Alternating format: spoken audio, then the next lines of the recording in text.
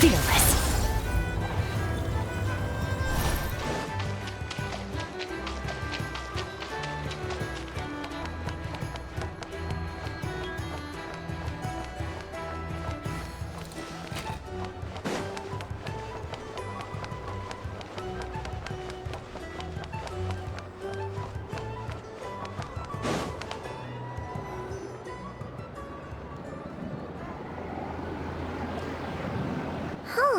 It's been a few days since we said bye to the others in Nasha Town. Still no news about Rarer, though. Where could he have slunk off to? If only he was gone for good. But with all the trouble he stirred up before, there's no way we've seen the last of him. Hello! You must be the traveler in Paimon? Mr. Flint has been looking for you. Unfortunately, there's been a serious wild hunt attack over at the quarry. He thinks it's time to regroup and figure out a plan. The wild hunt? Oh, uh-oh. We better get over there, right away! Come on, let's go!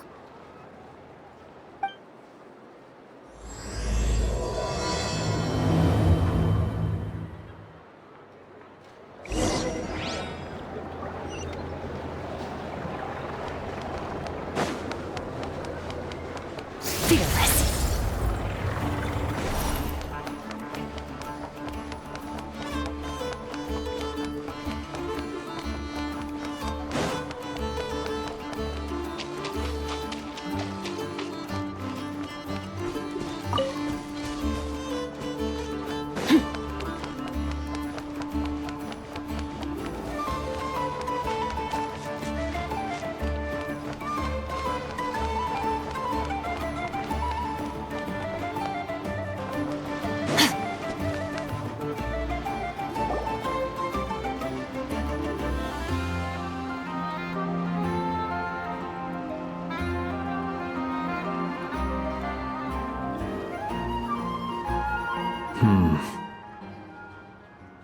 I can barely sense any Kuvaki at all.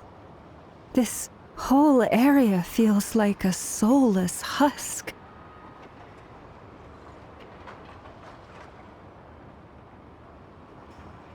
Looks like his appetite truly is insatiable. As if the power of that energy cannon wasn't enough.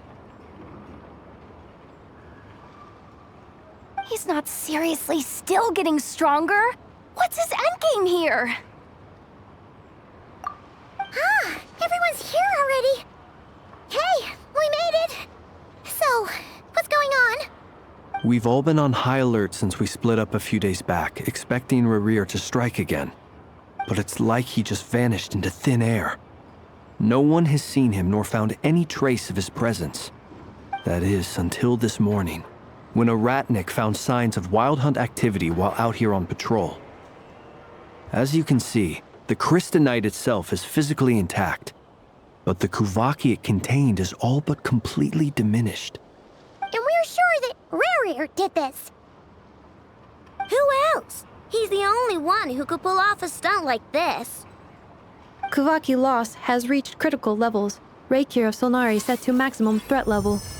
Warning, unless de-escalation measures are taken soon, he will pose a threat beyond our ability to contain. The consequences could be catastrophic. Traveler, do you remember when we encountered Rarir just after regaining his body? There wasn't a shred of sanity left. Nothing but madness and rage. Yeah, didn't he shout out a bunch of names? Then he started raving about how nothing in this world mattered to him. Oh, Paimon gets chills just thinking about it. Oh, but the thought that he's still out there, lurking somewhere in Nod-Krai, waiting for his chance to strike? Oh, even chillier. Last time we fought, we were already...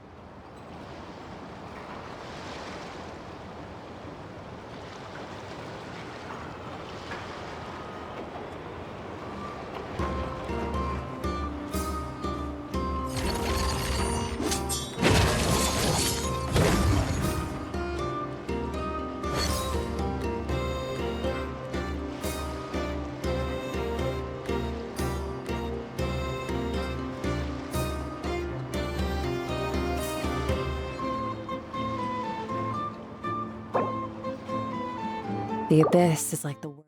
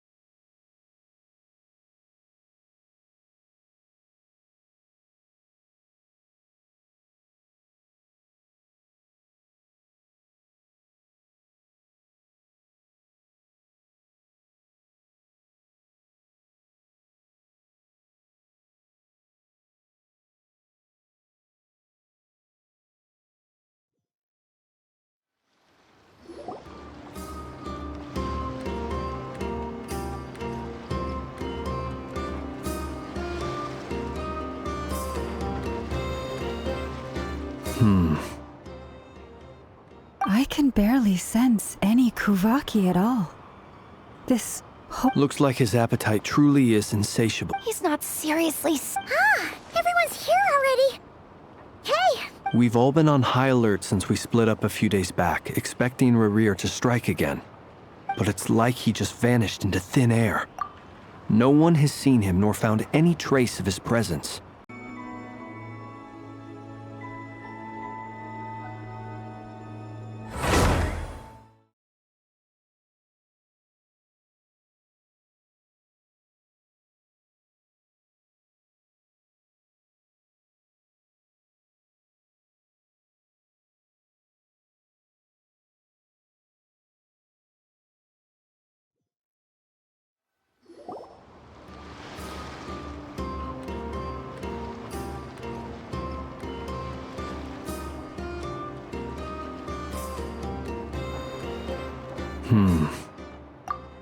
I can barely sense any Kuvaki at all. This whole area feels like a soulless husk. Looks like his appetite truly is insatiable. As if the power of that energy cannon wasn't enough. He's not seriously still getting stronger? What's his endgame here? Everyone's here already. Hey, we made it. So, what's going on? We've all been on high alert since we split up a few days back, expecting Rerir to strike again. But it's like he just vanished into thin air.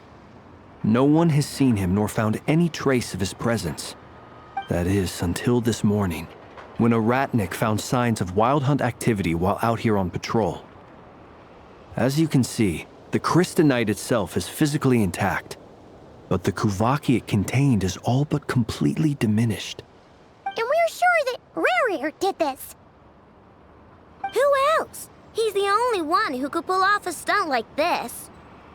Kuvaki loss has reached critical levels. Reikir of Solnari set to maximum threat level. Warning, unless de-escalation measures are taken soon, he will pose a threat beyond our ability to contain. The consequences could be catastrophic. Traveler, do you remember when we encountered Rerir just after regaining his body? There wasn't a shred of sanity left. Nothing but madness and rage. Yeah, didn't he shout out a bunch of names? Then he started raving about how nothing in this world mattered to him. Oh, Paimon gets chills just thinking about it. Oh, but the thought that he's still out there, lurking somewhere in Nod-Krai, waiting for his chance to strike? Oh, even chillier. Last time we fought, we were already at a disadvantage. If he has such overwhelming strength, why would he suddenly go into hiding? Yeah, if I were him and I wanted more Kuvaki, I'd just take it by force. No point staying in the shadows. Unless something went wrong. His whole resurrection thing didn't exactly go smoothly. The other thing is, how does someone who's completely lost their mind still have the wherewithal to cover their tracks so perfectly. Beats me. According to certain medical studies, insanity does not always entail a complete loss of rationality. It may be that he is simply living in a world of his own. That actually sounds about right. He was ranting away to himself the whole time, like he had zero interest in talking to us. There are many unanswered questions here. He could be right under our noses, and we'd still be in the dark. Besides his name and title, we know little about him. Certainly nothing about his past, or what he might be hoping to achieve. Exactly. And we wouldn't even know where to begin looking. Even Boss hadn't heard of the Rahir of Solnari before all this. I'd be willing to bet that even if we gathered together every scrap of intel in Nod-Krai, we still wouldn't find more than, like, 3 useful facts about him. So, if we do nothing, he'll just keep getting stronger. But if we want to investigate him, we have no idea where to look.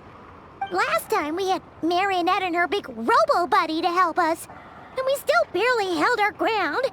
If we had to face him alone... Oh, Paimon's head hurts just thinking about it. What are we supposed to do against a threat this big? Well, I do have a little hunch about his next move. Given that he attacked the quarry, I'd say it's likely he'll target other places rich in Kuvaki. Somewhere like the Eye of Krati, or the Pillar of Embla. One thing's for sure.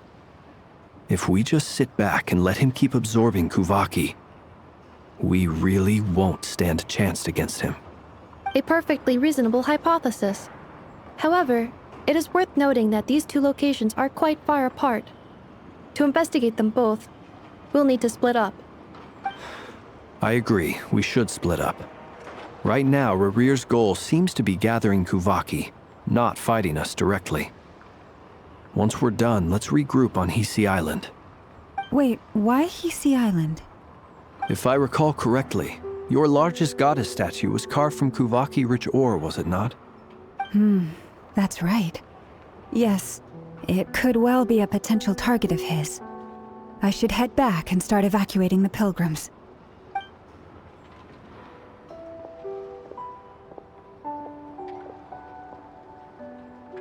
Splitting up's always gonna be risky. But I guess we don't have much choice, right? We're in a race against time here. And if we do run into Rarir, what then? That's when you follow the third rule of treasure hunting. Run like the wind. Didn't you say the third rule was go with the flow?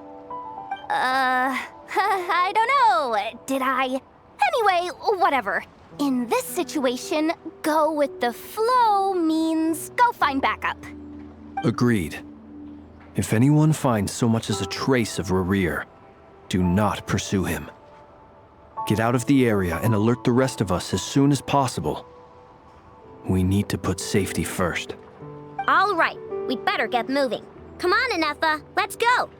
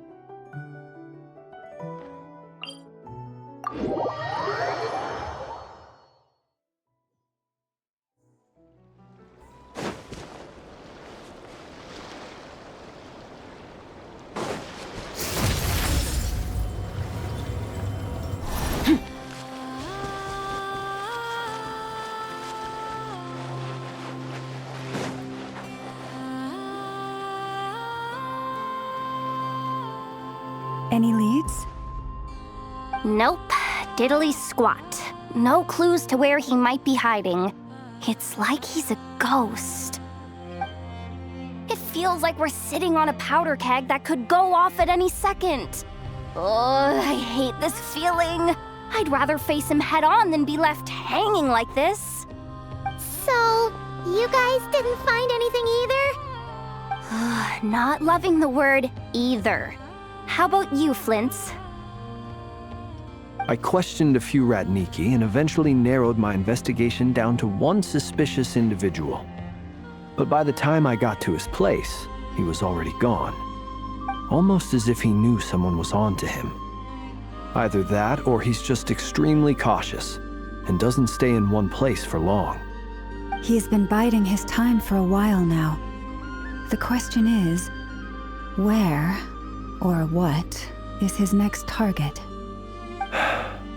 No idea. Since regaining his body, he seems to have lost all interest in the fragment in my possession. If he did still want it, he's had plenty of chances to take it. All we can do now is hope that Aino and Anefa turn up some leads. Darn it, Rarir. If you've got the guts, come face me one-on-one! Wait, he's actually here? I didn't mean it, I swear! No, it's coming from Silver Moon Hall. The Lady Kutar might be in danger. Let's get over there, quick!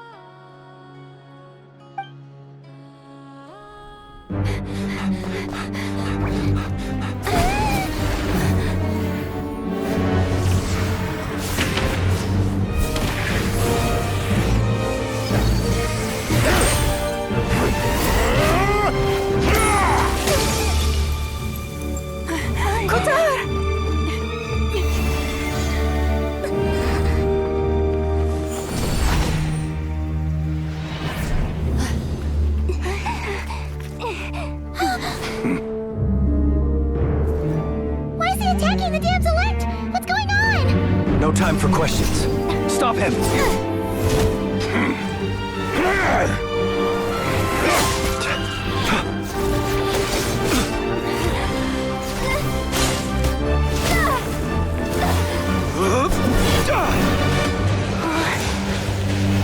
This is insane.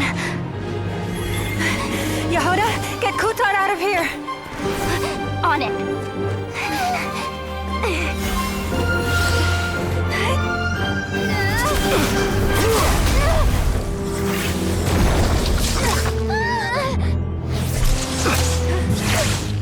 Look where your feeble light has gotten you. Now, you shall plunge into darkness. Thalindus, soon, I will find a way. Watch out!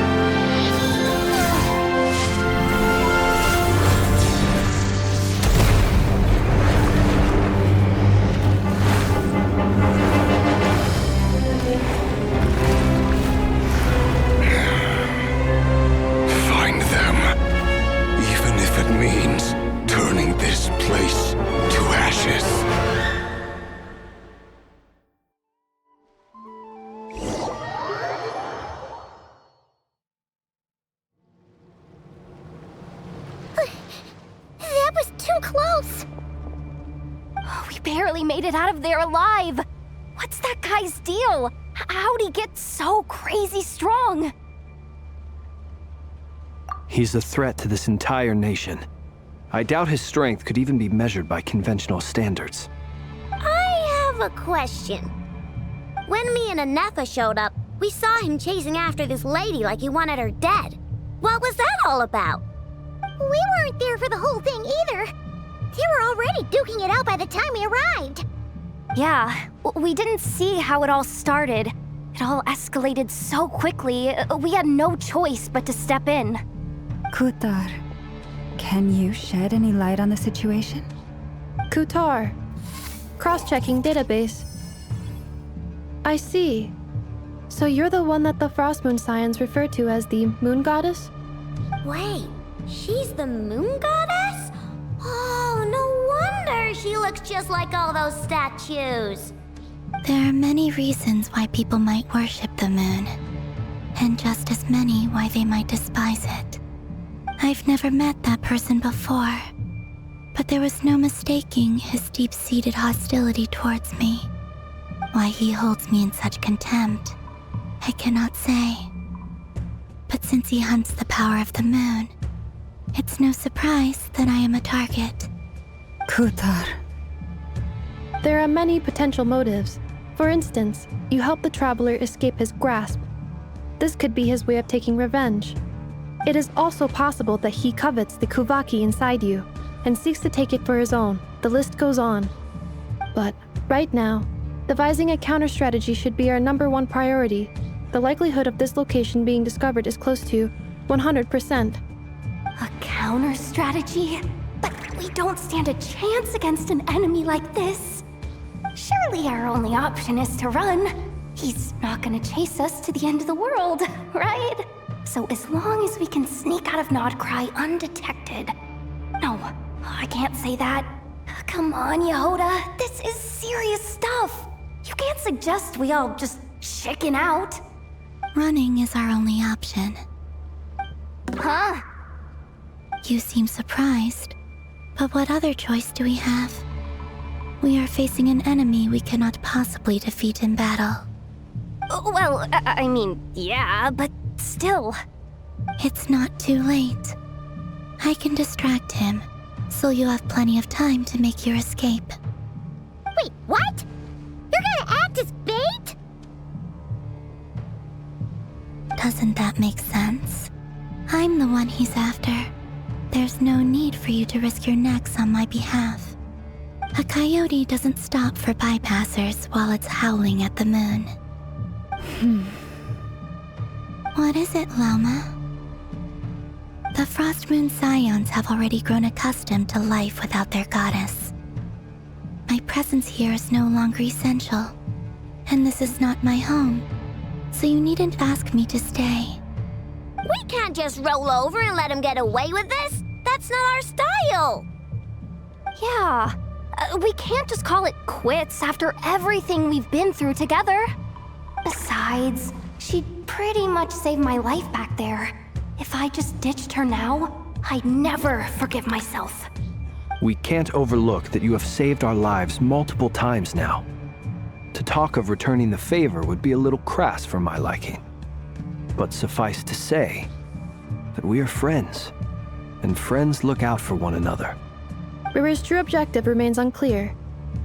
Even if we were to sacrifice Miss Kutar, there's no guarantee he would stop. But...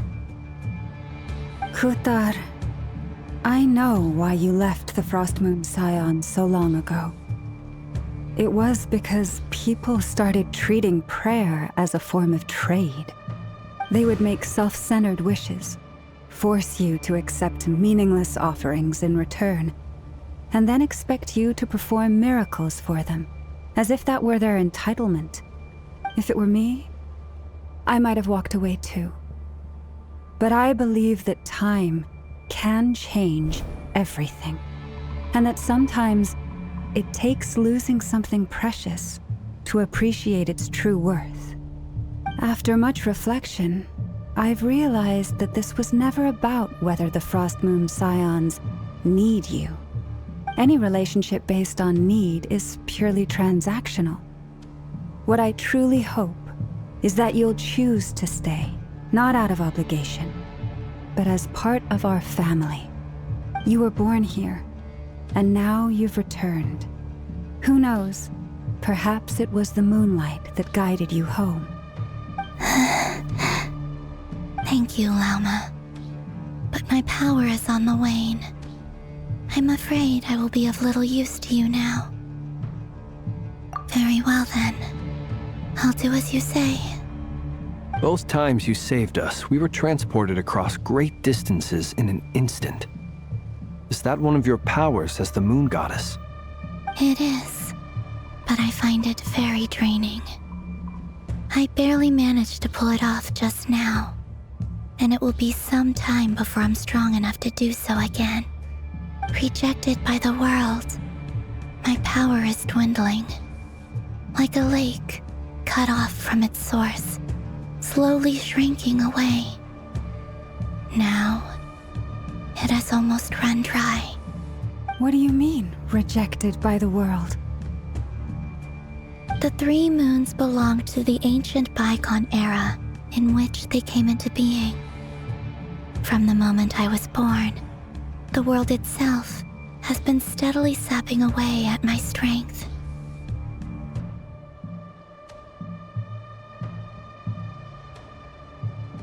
The 3 moons are not one and the same.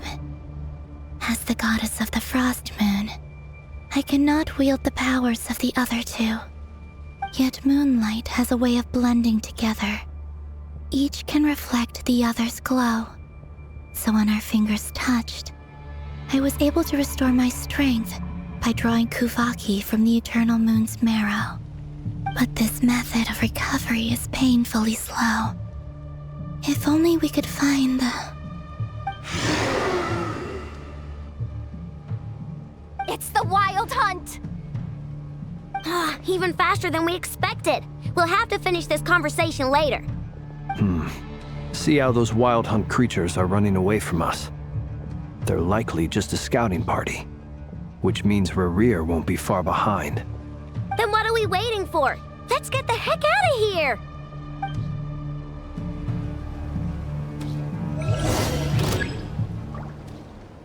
Forest, protect us.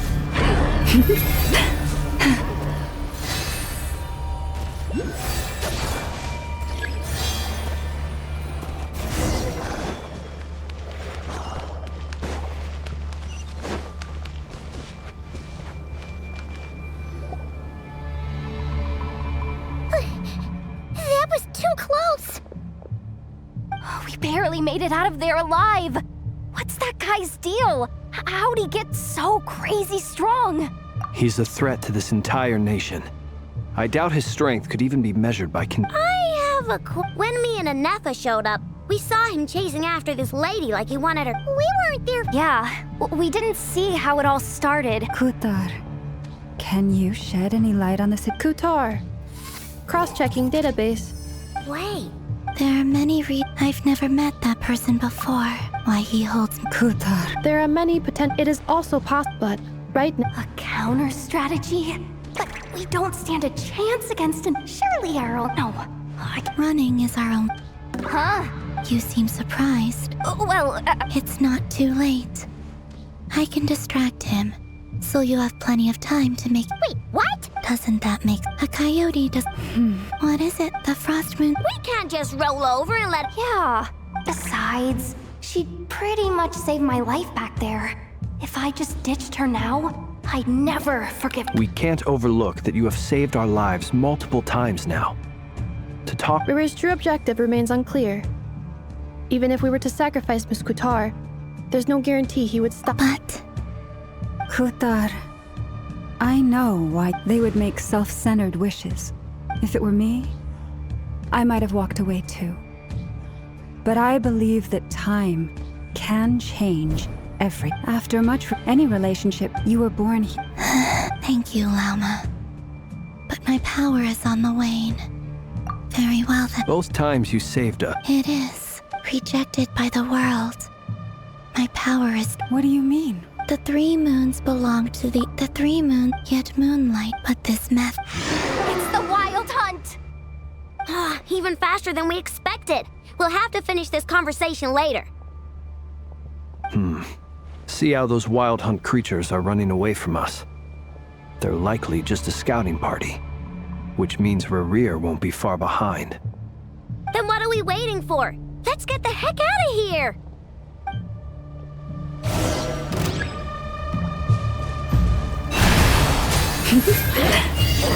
With one heart. Lash attack! Go claw! Installation chamber deployed. Oh, they just keep coming! This is driving me nuts! Rerir's closing in on us. We need to pick up the pace. There's too many of them! And this time, we can't fall back on Qatar's help to escape. This goes on much longer.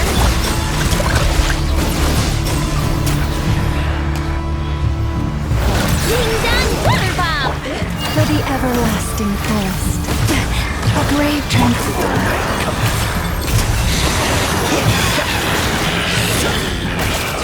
Close your eyes. Be something. Annihilation mode.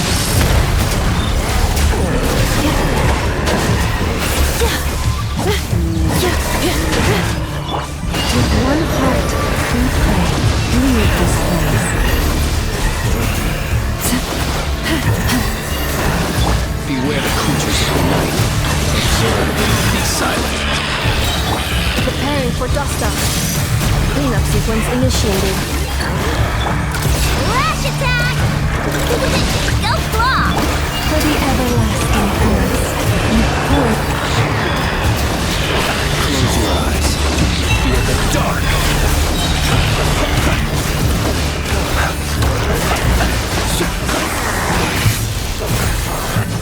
The night coming.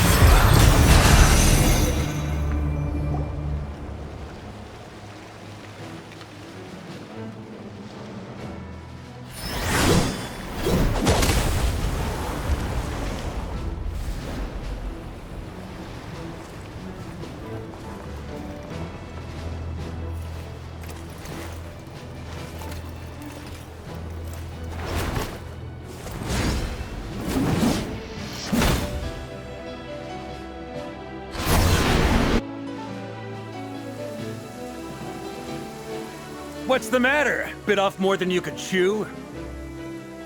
Who are you? Uncle Varka! You're back from Amsvartnir? Oh, you're Varka? Grand Master of the Knights of Favonius? We could save the intros for later. Right now, let's get you all out of this hellhole. Follow me. I know somewhere you'll be safe.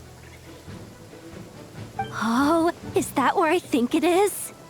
That's the one. Come on, move! There's no time to waste.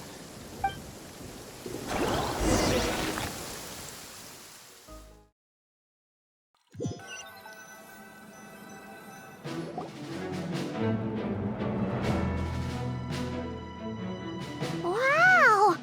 Where are we? This is so well hidden. Well, that goes without saying.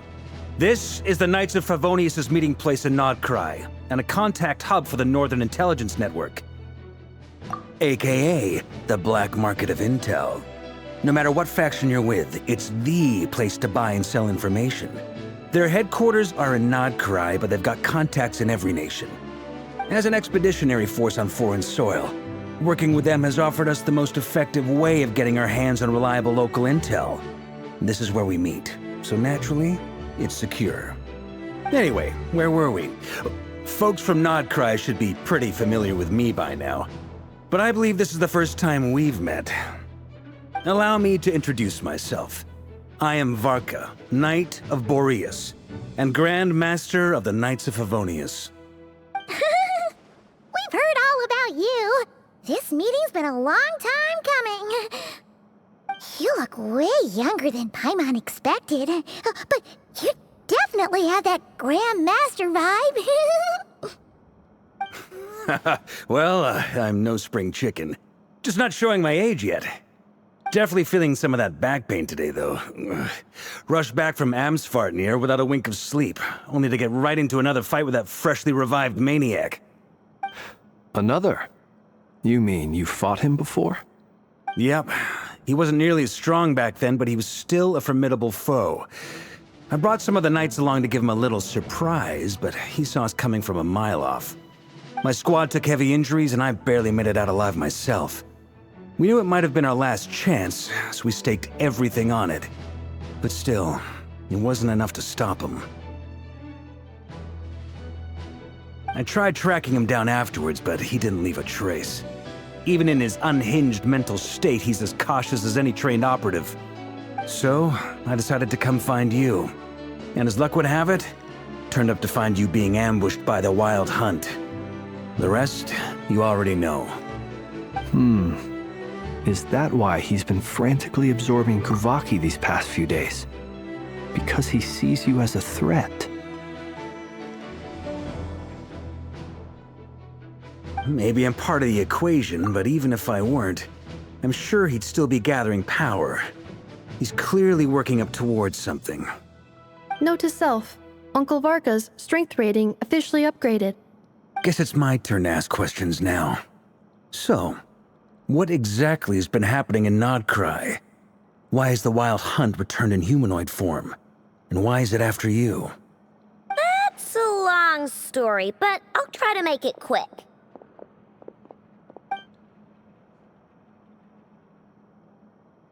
Wow, I had no idea so much had happened. Sounds like you guys have really been through it. So, the Kutar is actually a Fatui Harbinger. And all this Wild Hunt activity in Nod-Krai is the work of the Raker of Solnari, one of the 5 sinners.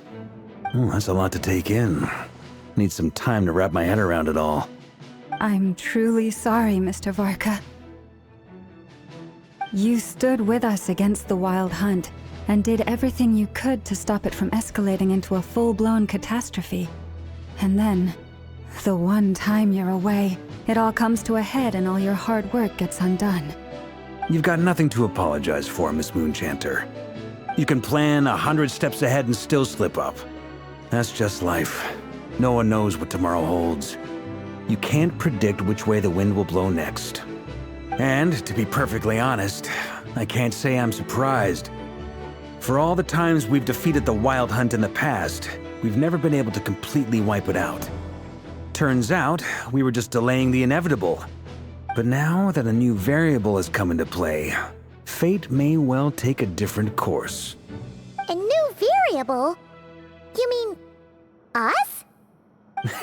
Who else? And in a strange way, I think his resurgence might not be an entirely bad thing. The Wild Hunt is like an unrelenting force of nature, but Rerir is an individual with an agenda. He's gotta have a weak spot somewhere. That said, while I was explaining everything just now, some of the points that Mr. Flint's added caught my attention. You mean about our mystery ally? That's right. From what you've said, not only did they lead you straight to some key files, they also shielded Hisi Island from a lethal Kuvaki blast. I don't know who or what could pull something like that off. Heck, even Miss Columbina doesn't have a clue. I hadn't heard the story about those files. Would you mind repeating their titles for me? Wild Hunt Phenomena Log, a Nod-Krai and Ratnik's Field Journal, and Kuvaki Survey Log. Oh. No, still doesn't ring a bell. Another dead end. Guess all we can do now is hope that our mystery ally keeps showing up when we most need them. Still, it's safest to assume they won't be intervening again. From here on out, we'll have to resolve this crisis by ourselves. Your intel also explains something else I've been wondering about. The reason I led my team to Amsfarnir was because we'd had reports about a possible source of the Wild Hunt showing up there. But once we looked into it, it turned out to be a red herring. I don't know who was behind it, but clearly, it served its purpose. I doubt it's by chance that he happened to make his comeback while my attention was diverted. And from everything you told me, it sounds like his scheming began well before his return. So maybe luring me away was all a part of his plan. But is it even possible that he orchestrated all of this by himself? The Moon Maiden and the Raker of Solnari, in Nod-Krai of all places. The way everything is unfolding, it can't be a coincidence. So, what do we do now? Got any ideas? Right now, we've got at least 3 things to consider. Let's go through them one by one. First, we need to figure out how to take down Rerir. If we can't beat him in a straight-up fight, the rest won't even matter. To my knowledge, the bulk of Nod-Krai's fighting force is already gathered here.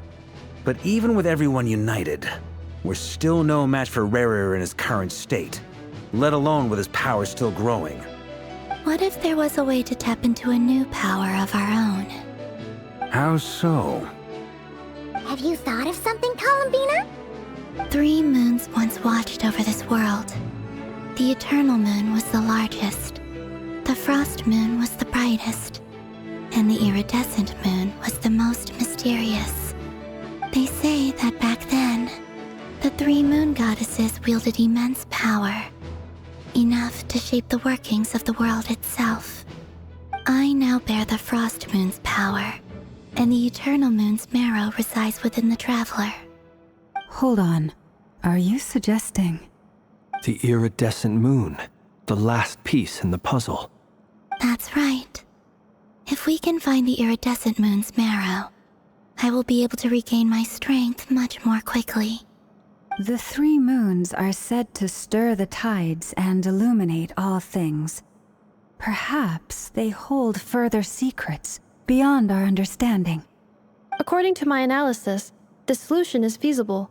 However, it is subject to one major condition. How do we locate the Iridescent Moon's marrow? I know a way, but we will need to visit the Fatui's Experimental Design Bureau. The Experimental Design Bureau? Are you saying we need to involve Marionette? Yes. I must speak with Sandrone. It's a long way from here to the Experimental Design Bureau. There's a high chance you'll be spotted. You shouldn't go alone. Then that's settled. Next up, our second priority. Somehow, we need to figure out Rerir's end goal. As you saw for yourselves, when he was still in his wild hunt form, everything he did was for the sake of recovering his body and resurrecting himself. His first act since then, after laying low for a while, was to try and assassinate this young lady. People's obsessions often reveal their greatest vulnerabilities. There must be a reason why he despises the moon so deeply. Perhaps it sheds some light on his title, the Raker of Solnari. The Wild Hunt has plagued Nod-Krai for centuries now. If we want to stop it for good, we have to get to the root cause of what's driving it. It's true. We still know very little about him. If Kuthar hadn't given us that lead, we wouldn't even know his name. But where would we even start? I doubt even the Intel Queen of Nod-Krai has a clue, and she has info coming out of her ears. Oh? That's a rather hasty conclusion for someone who's so painstakingly meticulous when it comes to dealing with machines. Ah, she heard me.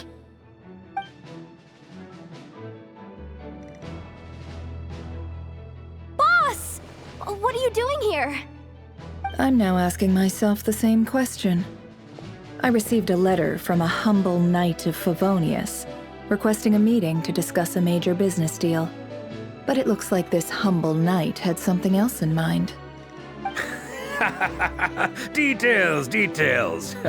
Miss Nefer, the important thing is that you've arrived at the perfect time. Since his failed ambush, I've been racking my brains trying to come up with a plan to fight Rerir. Given the severity of the situation, I think it's fair to say that our only chance lies in uniting as one. And I'm talking all the factions in Nod-Krai. We can't do this without the Curatorium, but I knew it'd be a tough job to win you over. So, I took the liberty of reaching out for a little chat. Wait a sec. How did you even hear about this place, Nefer? Didn't you say this is meant to be the Knights of Favonius' meeting spot? And a contact hub for the Northern Intelligence Network? And isn't it supposed to be super hidden? You really think he could have gotten settled in Nod-Krai without my help? Besides, I'm the one running this gig. Of course I know where the meeting place is. Allow me to introduce the current head of the Northern Intelligence Network. If it's intel you're after, she's your woman. Pretty much seen and heard it all. Please spare me the flattery. Let's cut to the chase. Seems like you've run into some trouble, huh?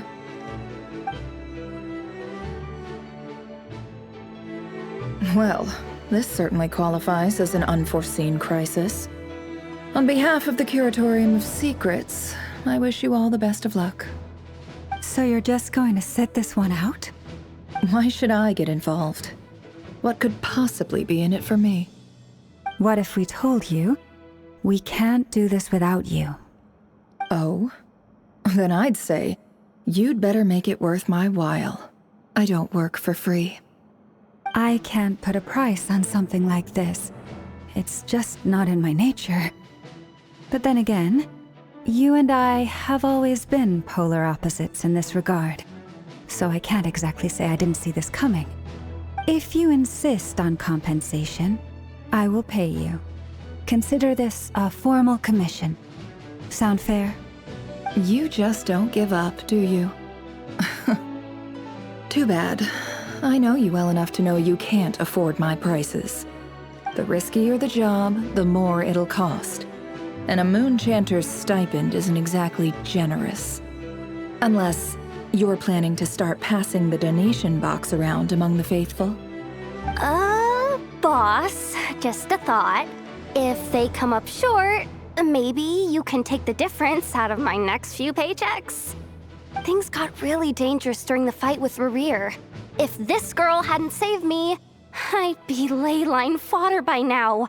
I'd be gone for good, boss. If there's any way we can make this work, I'd really like to help her. Please? I'm begging you. This is why I'm always telling you never accept favors. They are the hardest debts to repay. You have to be careful who you get involved with, or you invite all kinds of misfortune. Very well, Yehoda, I will help. But just this once. Don't count on this happening again. Flynn's, that fragment that Rerir was after, do you still have it on you? Of course. Let me borrow it. I need it to follow up on some leads. Wait, you actually have some leads? Shh. This is top secret information. I get it. We all have things we'd rather keep to ourselves. Plus, I know we can count on you, so we'll leave the intel gathering in your hands. And that brings me to the third and final item. We need to find a way to distract him. We need time to make our move, so someone will have to stall him. I'm in for this part, no matter what. Anyone coming with? Count me in too. Come off it, you two. Quit playing heroes. I'm way ahead of you here. Nefa did a scan of the Moon Goddess's Kuvaki signature, and we're gonna use it to make some decoys over at the Kramkake craft shop. Anyone who's in, follow me. Once they're ready, we'll deploy the decoys across Nod-Krai. So as long as the rest of you keep moving, he won't catch on to your scent and won't be able to track you down. I like it. Genius idea. No biggie. All right then, we'll split into 3 teams. Once your team has finished their mission, return here and wait for the others. Dismissed!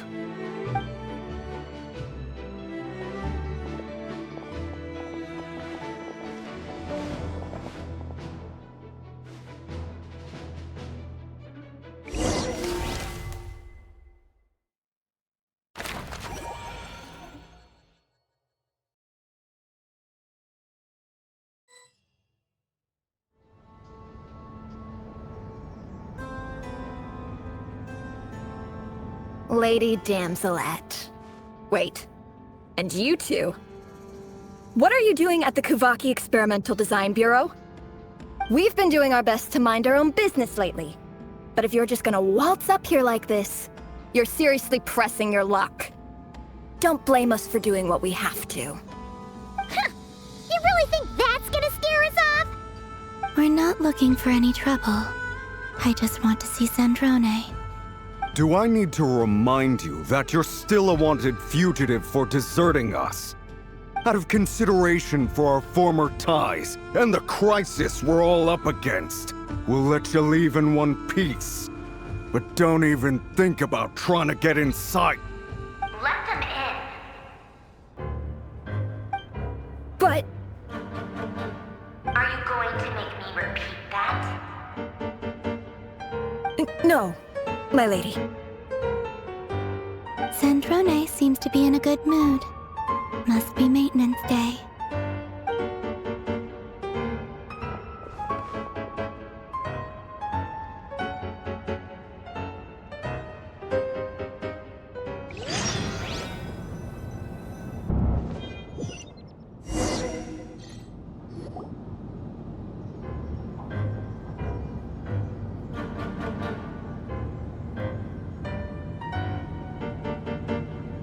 So tell me, to what do I owe the honor this time?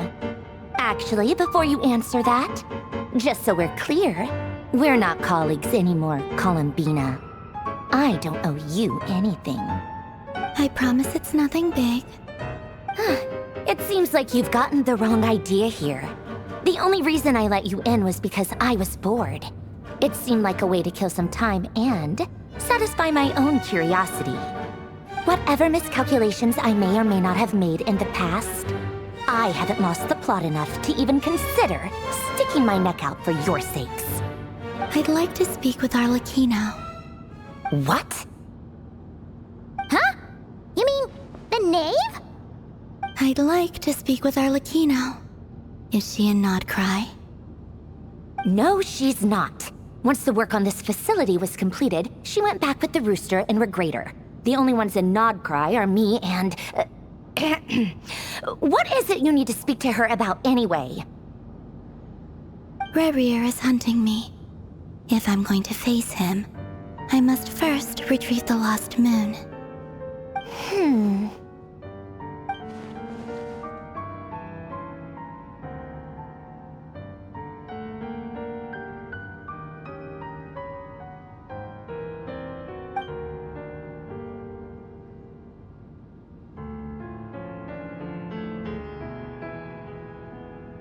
Is that a no, then? As if I need reminding. I was this close to settling things with him before someone decided to whisk me away to their weird little garden. Have you held any tea parties lately? Tea parties? Yeah, obviously. You don't seriously think we'd pack it all in just because you aren't here. If anything, they've been more eventful than ever. Just me, Arlecchino, and a bunch of insolent, insensitive guests who won't stop asking where you've gone. Oh, they've been a real joy. I bet you served them the worst tea you have. Just like you used to do to me when I upset you. Who cares about how good the tea is when there's no one around to drink it? I keep losing people. First Rosaline, now you. I'm running out of people who can make me laugh. Honestly, what could be more ridiculous than a multi-centenarian goddess who's only ever had the plain herbal tea she received as offerings? You'd always brew a different type of tea for me each time. Was it really just to see how I'd react?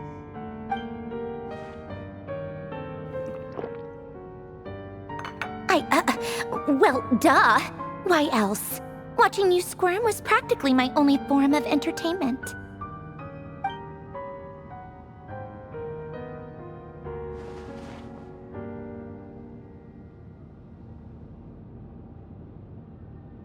Oh, yeah. And Capitano sometimes used to bring Tartaglia around, too. But I guess we won't be seeing him again. Well, I guess we are overdue for a get-together. Polonia! Have Fevronia pass a message to Arlecchino for me. It's time for tea. Will suffice. Pass along a message for me, too, if you would. My body cannot contain the marrow of 2 moons, so I'll be leaving one of them in her care. Excuse me? Who said you were on the guest list? If my tea meant that much to you, maybe quitting the Fatui wasn't your brightest move. Back when you were under the Tsaritsa's protection, no one would have dared come at you so openly. But that protection didn't come for free. In fact, I paid dearly for it. At the end of the day, it was just another transaction. I just got tired, that's all. I never wanted any part in their grand ambitions, and I've had enough of being treated like a bottomless supply of power. It brings back memories from the old days, when I was still worshipped as the moon goddess. Centuries on, it may be a different group of people, but I see the same greed in their eyes. I figured you'd leave eventually. You didn't have as much of a reason to stay as I do. The Tsaritsa gave you shelter and protection, but that was it. Nothing more, nothing less. Meanwhile, the Fatui demanded everything from you in return, until it was more than you could bear. I get why you left. And frankly, I have no interest in dragging you back just because the higher-ups told me to. But if you keep hanging around with this riffraff, the next time we cross paths, we might be enemies for real.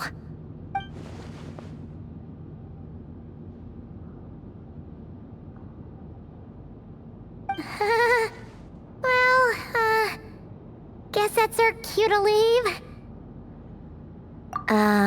That might be your plan, but it sounds like someone else wants you to stay a little longer. Huh? What do you mean? Listen.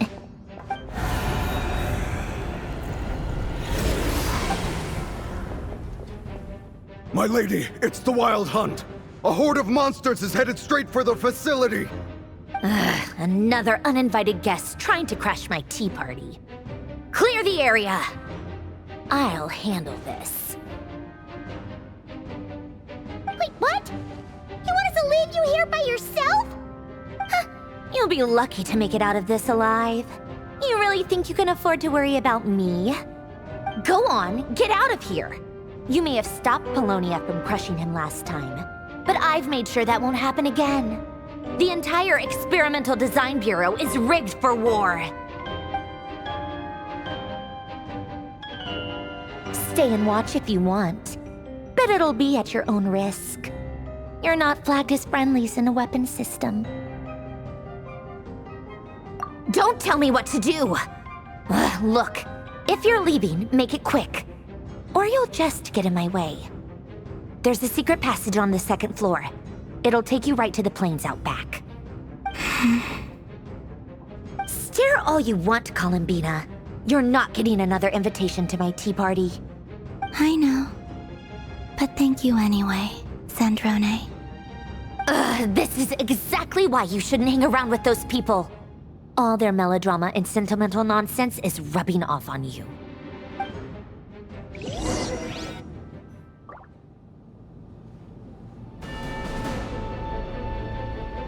Come on then, Mr. Ray here. Let's pick up where we left off.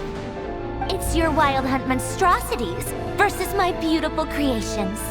Let's see who comes out on top.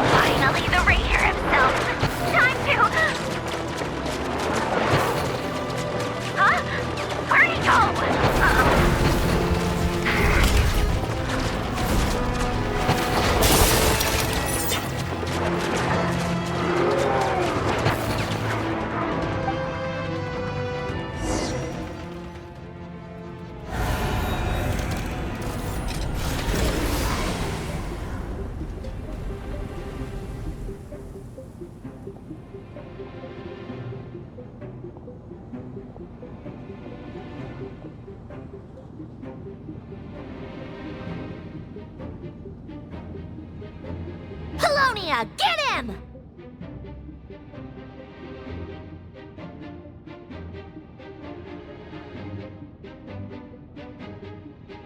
I've upgraded Apollonia again since our last encounter, and uploaded every last scrap of your data. So let's finish this, once and for... She's not here. Where did she go? Hey! Over here, you big... Curse it. Moon. Go. Keep searching. She cannot have gotten far.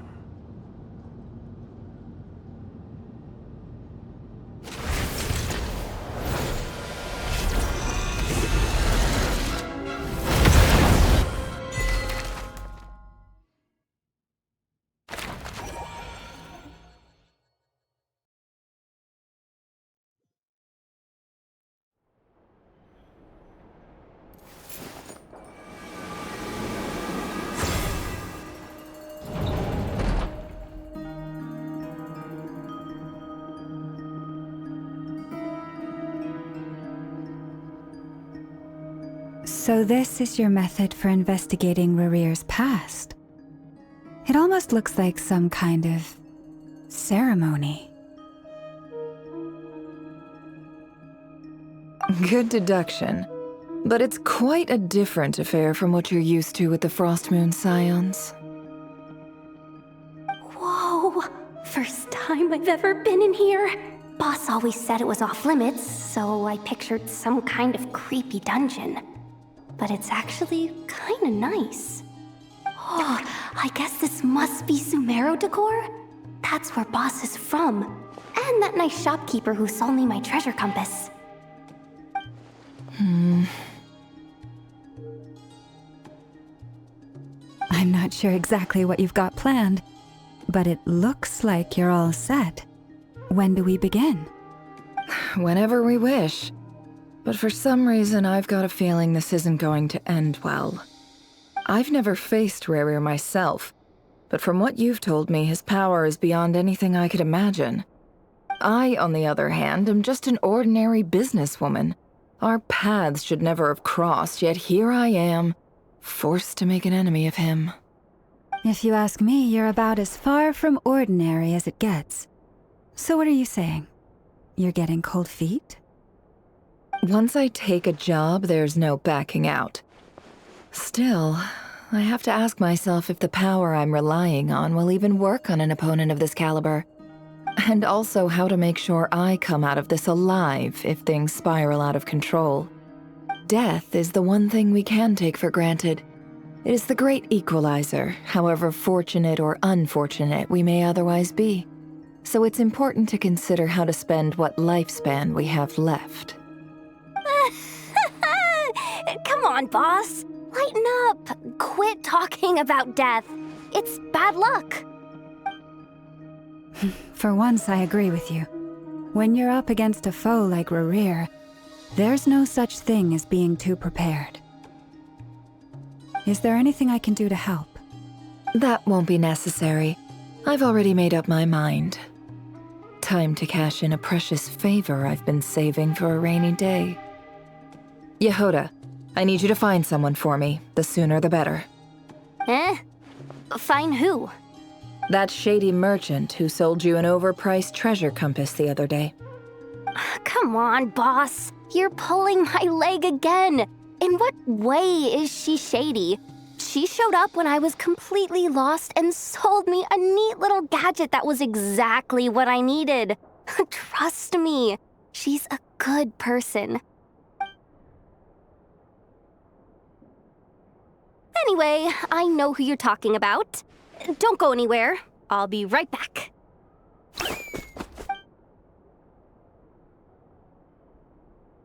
Quit grabbing me. I genuinely can't run any further.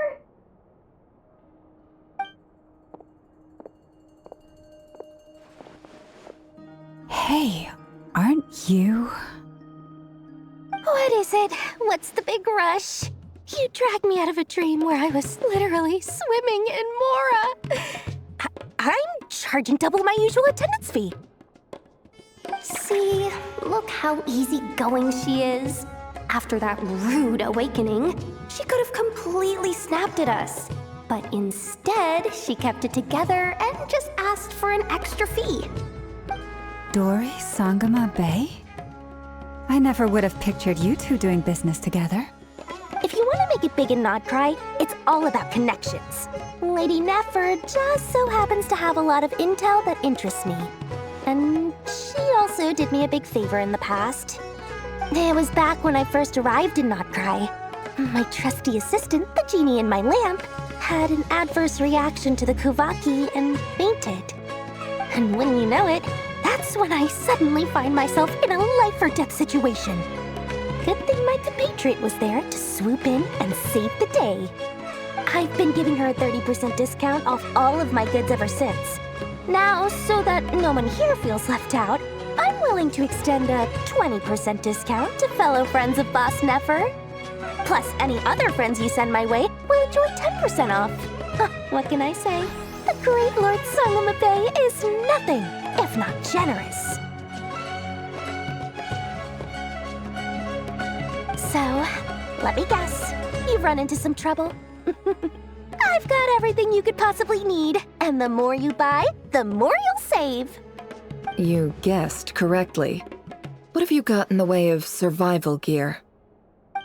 The one type of gear I've never been short on. What are you looking for? A jetpack fresh from the Academia's labs? An ancient suit of armor dredged up from the bottom of the sea? At the very least, I need to know what kind of opponent you're dealing with here. If even you're worried about staying alive, it must be pretty serious. What if I told you it's someone with the power to bring a nation to its knees? Is that so? Then we really are talking top-shelf treasures. I don't have anything like that in stock right now. I'll have to ask my supplier. Your supplier? A powerful woman, make no mistake. I can't reveal her identity, but luckily for you, I hear she's planning to visit Nod-Krai in the near future. If you're willing to wait, I can ask her when she's here. Can't say exactly how long that'll be, though. Then, let me put it another way. What would you do if you encountered an enemy like that? Roll over and serve yourself up on a silver platter? Course not! I have a handy little trinket from one of my generous suppliers, which... Hold on. What exactly are you getting at? No! This is for my personal use only! Let's just say I'm borrowing it, all right? Just for insurance purposes. You'll get it back later. Favors are the worst kind of debt to owe, and now you've got a chance to repay one. A win-win situation, don't you think? Fine. You can borrow it for 5 days. No, make that 3. And for every extra hour after that, I'm charging you 1,000,000 mora. Deal? Deal.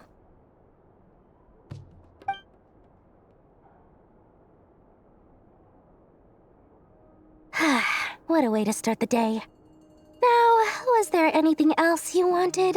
Or can I go back to bed now?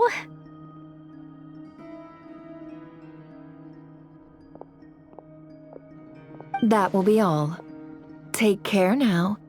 Don't trip up on your way back, friend. See you later! You're my favorite shopkeeper.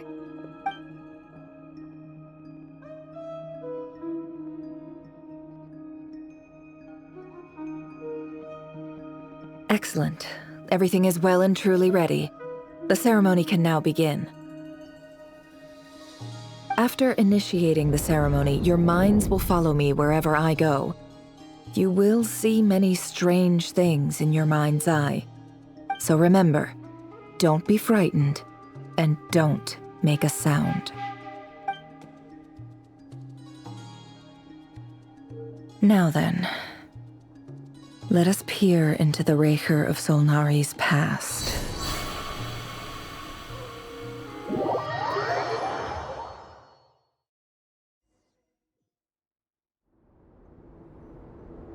I made it.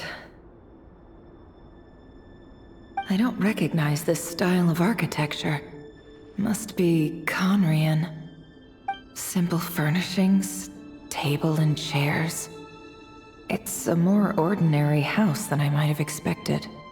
Looks like the fearsome Raker of Solnari came from surprisingly humble beginnings. Unless this passed for luxury in Conria. Unlikely. It was said to be a very prosperous nation in its heyday. Anyway, I'll keep exploring.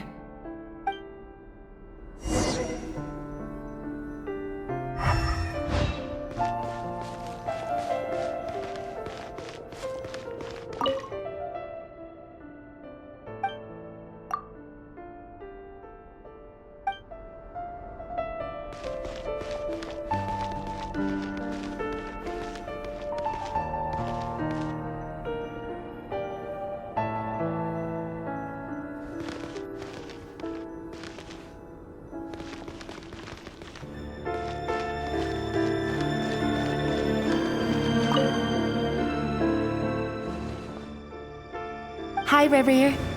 Since you're working extra hours tonight, I thought I'd keep myself busy by checking out that new kebab shop. I've heard good things about their menu. I'll test it out, and if it's as good as everyone's saying, let's go back together sometime. P.S. New stash from the Universitas Magistrorum. I brought some goodies home. A few teacups and a pin rack. Hope you like them. They didn't sign their name. But they must have been close. Sounds like they were living together.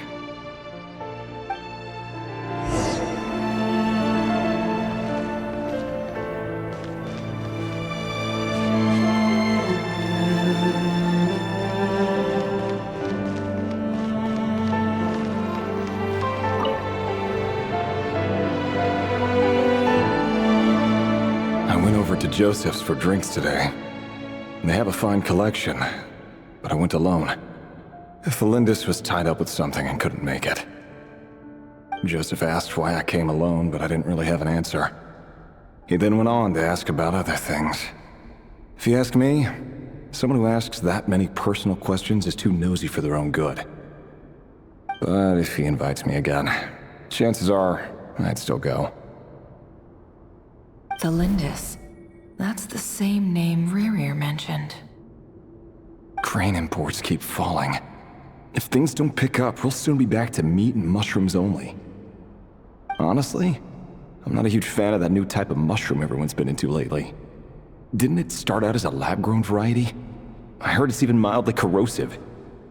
Seriously, why would you even eat something like that? I don't care if it's an impressive feat of alchemy. That just isn't the kind of thing I like to eat. Grain has to be imported, and they're eating a diet of mostly meat and mushrooms. Could it be because Conria is underground, so it doesn't get much sunlight? That would explain why they use so much stone in their buildings. They even use alchemically modified strains for food. Seems like the people of Conria don't have many options when it comes to dining. I've just about saved up enough now. Time to buy it and keep it somewhere safe. Making a big purchase. I wonder what it is.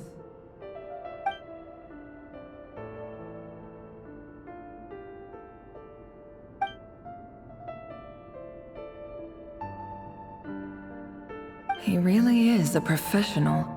No wonder he's so good at covering his tracks. Despite what he's become, it seems like he's retained certain habits, at least in this regard.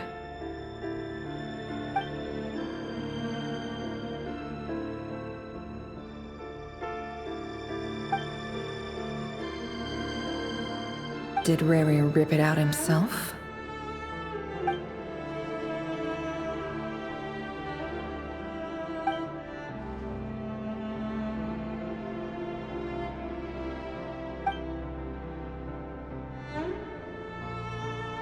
Before I met you, I was convinced that my heart was nothing more than a stagnant pool.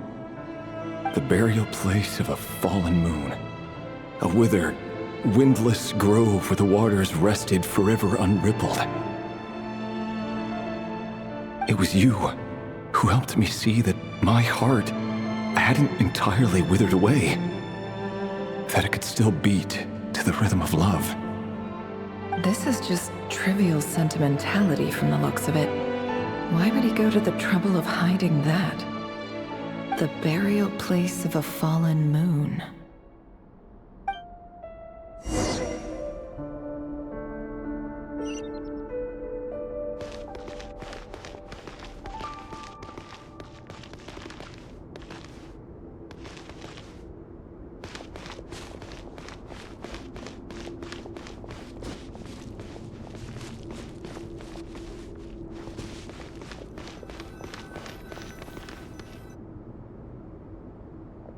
Rerir, over here. Dane! Oh, and, Vedaflin here? What a surprise to see you here, sir. Hello there, Rerir. You need not address me so formally outside of court. He doesn't get that much free time, so I invited him over for a drink. Even the court prophet deserves a break every now and then, right? Well, I'm flattered.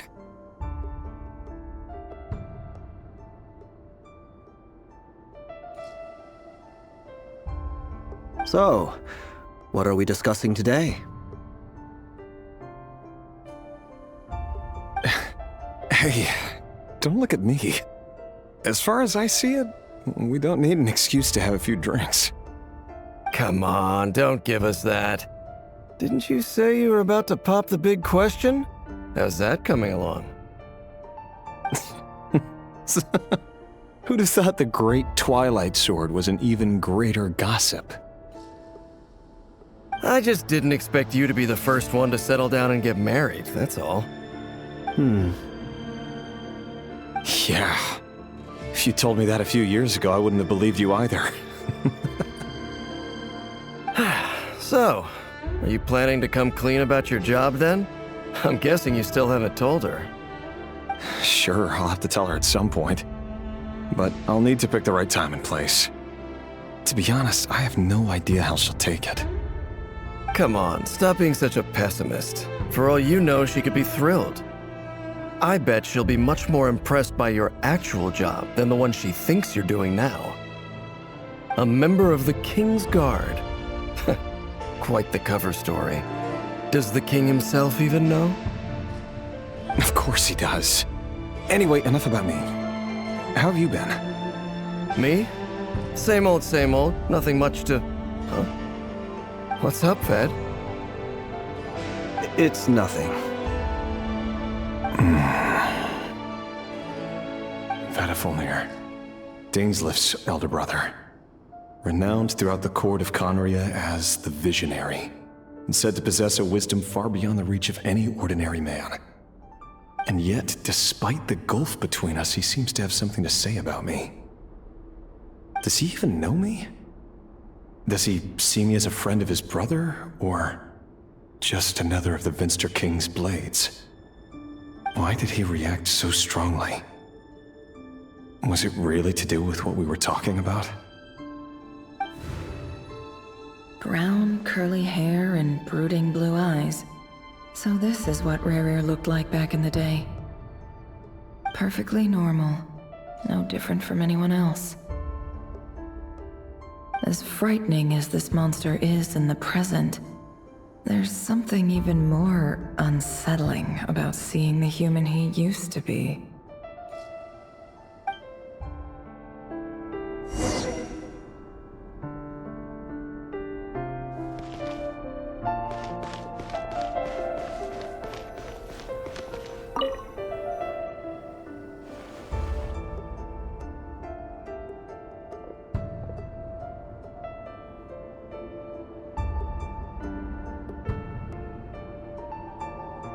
Felindis?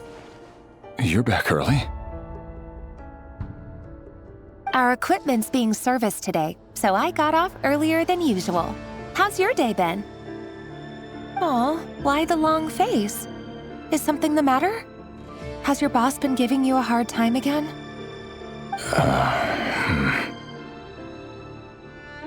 Went for a drink with Dane and the others after work.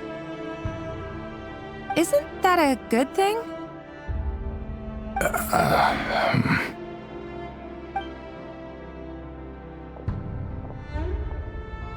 Vedifilnir showed up today, too. You know, Daneslif's older brother. Ah, Mr. Vedifilnir. Yes, I've heard of him. They say that everything he says ends up coming true. He overheard Daneslif mention that I'd recently proposed, and he seemed to have an issue with it. But when I asked what it was, he kept it to himself. So, you're worried? You can be such a child sometimes, Revier. We're nobodies. Why would the Visionary be concerned about us? I'm sure someone in his position has much bigger fish to fry. Maybe you're right.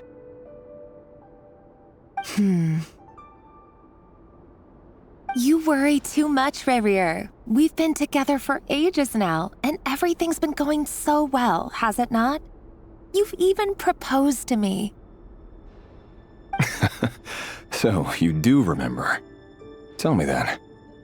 What's your answer? Like I said, I need some time to decide. You can't just rush into things like this.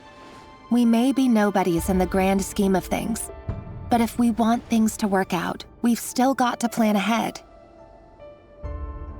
All right. Take your time.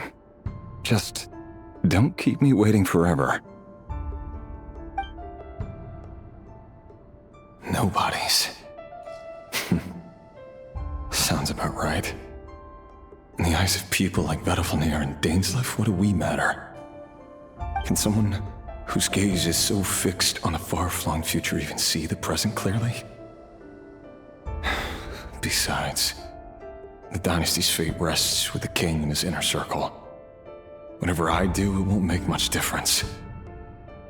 Meanwhile, every idea they come up with and every decision they make, it affects everything. These days, the king is lost in his research, and the purge of the Crimson Moon bloodline grows ever more intense.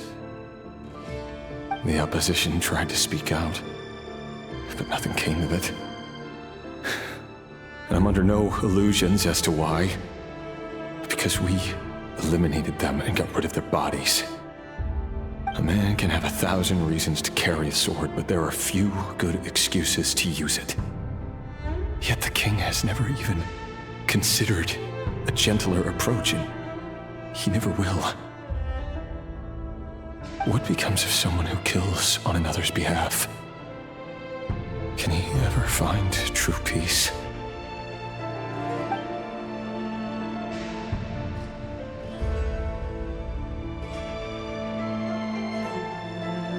Felindis,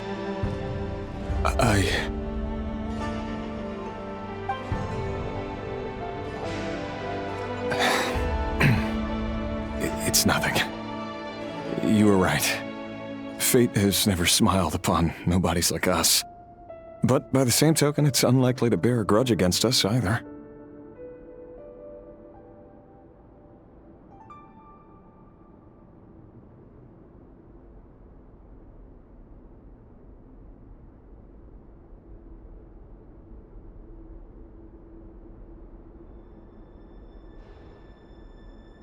There's no reason we can't keep living happily together, cherishing the simple joys of each day as they come. See? You just need to stay positive, Revier.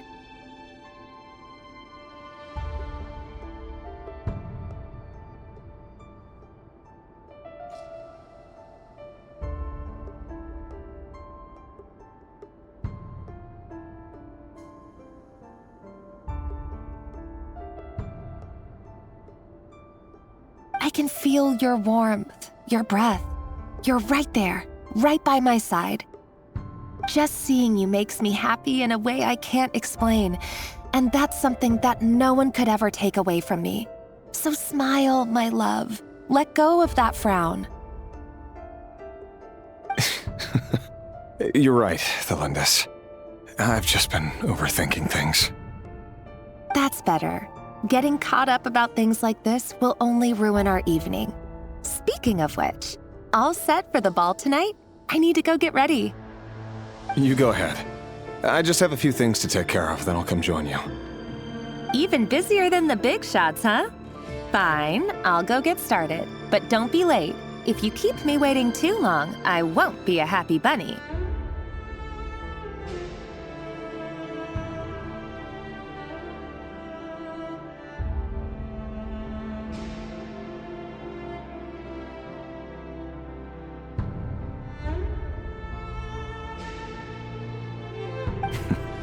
Relax. I'll be there. Seriously, though, you drive a hard bargain. You're really gonna leave my proposal hanging and still expect me to take you to the ball? Well, that goes without saying. I already told everyone I'd be coming with a dance partner. Besides, they're two completely different things. Let's take it one thing at a time, all right?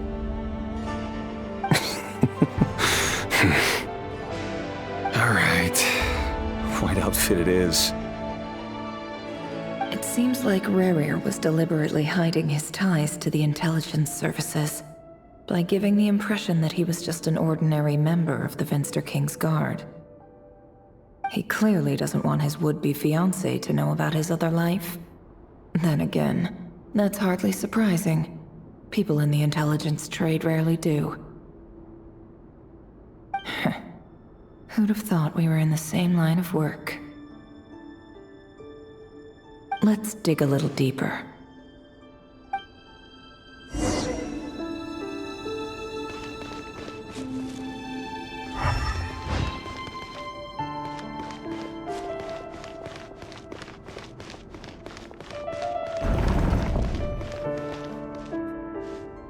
Our last operation was a resounding success, and all thanks to you, Rahere of Solnari. In total, we apprehended 32 dregs of the Crimson Moon, and 67 accomplices. After all these years since the dynasty's fall, so many of them still linger on.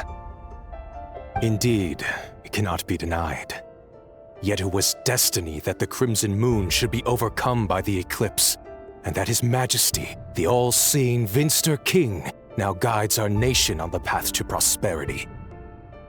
Conria has no further need for a dead moon. But alas, there will always be those who refuse to see the truth, choosing instead to romanticize the past. That's not entirely true. Much about the Crimson Moon era was worthy of remembrance, and that's exactly why they keep trying to see it restored. Many of its secrets remain unsolved to this day. As it happens, that's precisely the field of study my partner is devoted to. You still haven't told her what you really do for a living. Where would I even start?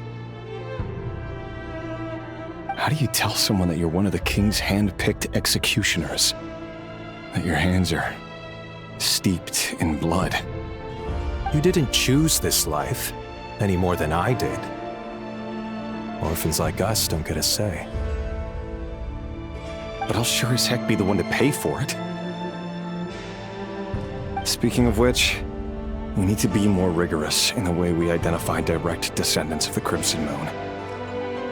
Someone, it seems, has strong opinions about my future plans. Most likely my marriage in particular. I have a feeling that we may soon become targets of the Crimson Moon's retribution. Your concerns are not unfounded. They've taken out many of our colleagues these past few years, and for that very reason. These are no helpless lambs we're leading to the slaughter. They're wolves in sheep's clothing. Take care, Rahere of Solnari. I look forward to toasting you at your wedding. Thanks, Thorkel. You look after yourself, too.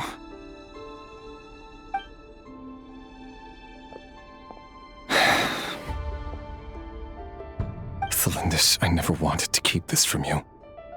You're the last person I would ever want to lie to. But that's exactly why I can't tell you everything.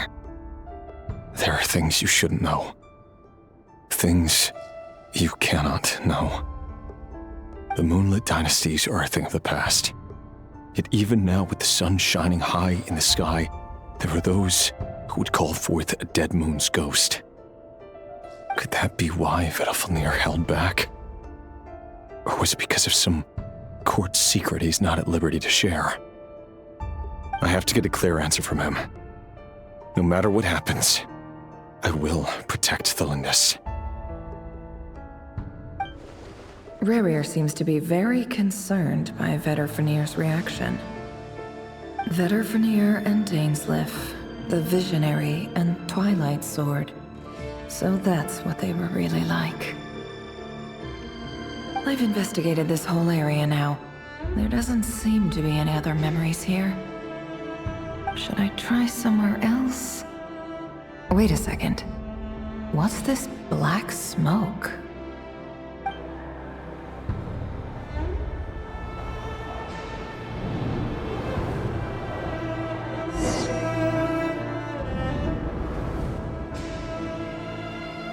So, he's late after all.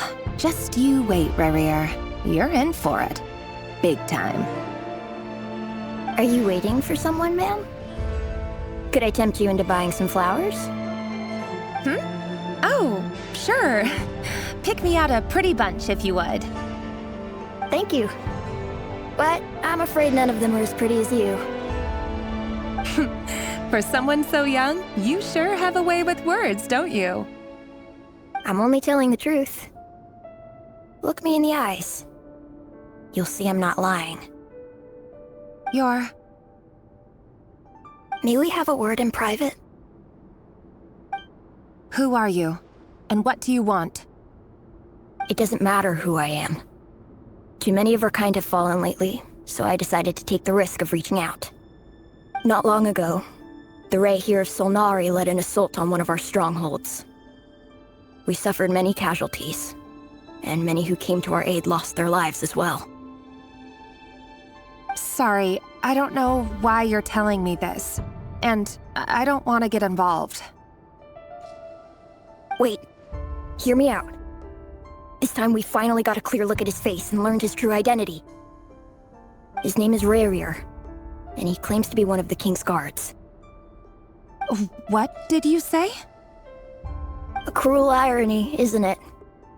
The man you're set to marry leads a double life as a brutal executioner. But surely, you must have caught a whiff of the blood on his hands.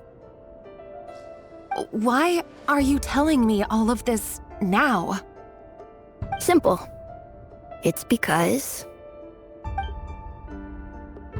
How strange. Rerir was nowhere to be seen in that memory. It clearly belonged to Thelindis. Rerir couldn't possibly know what happened if he wasn't even there. Why would her memories appear in his fragment?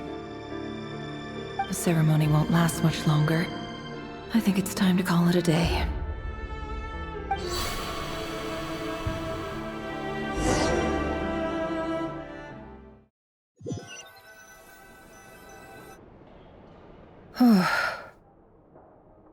So that was your doing? Did you just pull us inside Rerir's fragment to spy directly on his memories? Any more questions, and I'll have to start charging. I had no idea you could do that, boss! Seriously, that was amazing! We're not worthy. We're not worthy! I gotta admit, though, I'm itching to see what happens next. Feels like we barely scratched the surface. I'm just as curious as you are, but the ceremony only allows for limited time inside. That's all we can see for now. Luckily, we managed to learn quite a lot. So far, so good. I just hope the others are doing okay too. Especially the group with the Traveler. Their mission is a risky one. Let's hope it's all going smoothly. If you're worried about them, go see how they're doing. If I know Boss, she's gonna need some time to write up all the details and make sure it's all coherent. I'll stay behind to lend a hand, but feel free to head back and meet up with the others.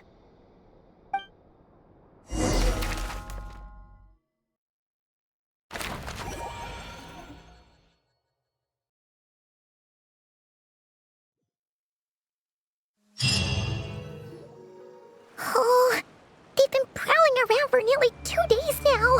These things just won't quit. They might not have seen us yet, but them constantly sweeping the area, our way out is completely blocked. Oh, that's never gonna work. One little slip up and it's game over. If they spot us, they'll run straight back to Rare. And once he knows we're here, it won't be long before he's breathing down our necks again. Guess you're right. All right, time to zip it.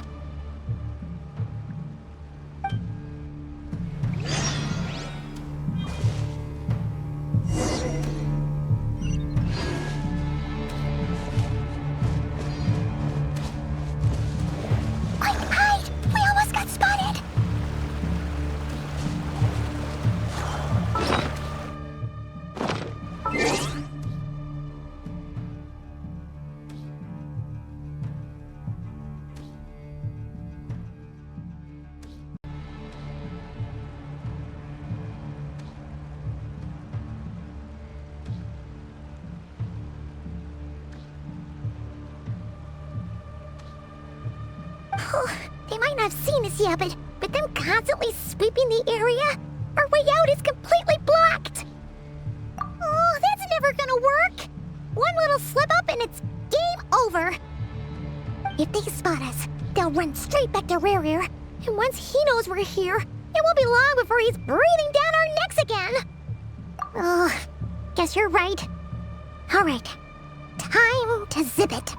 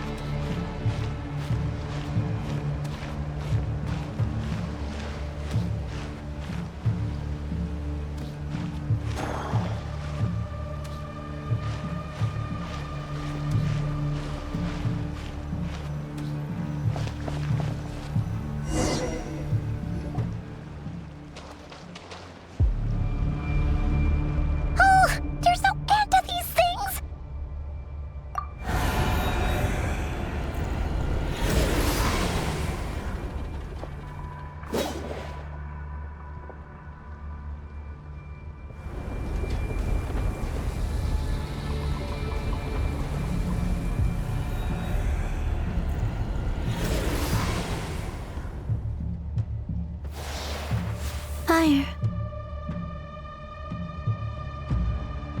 Fire?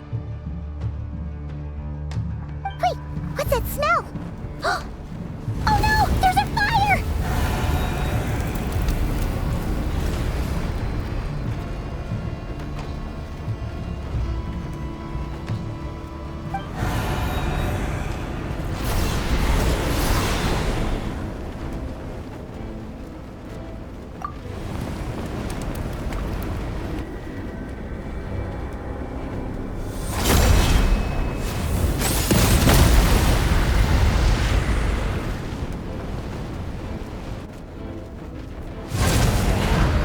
Sandrone was right.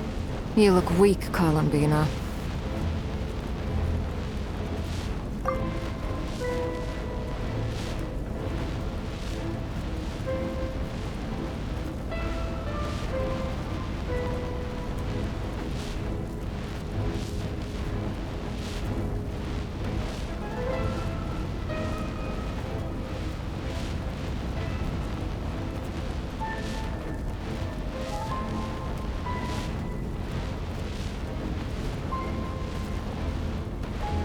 The old you would never have let such lowly creatures bar your way.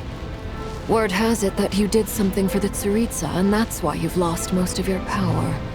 Freedom comes at a heavy price, doesn't it? It's Arlecchino! You came! Hello again, Columbina.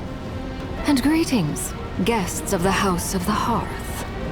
It's been a while, Arlecchino.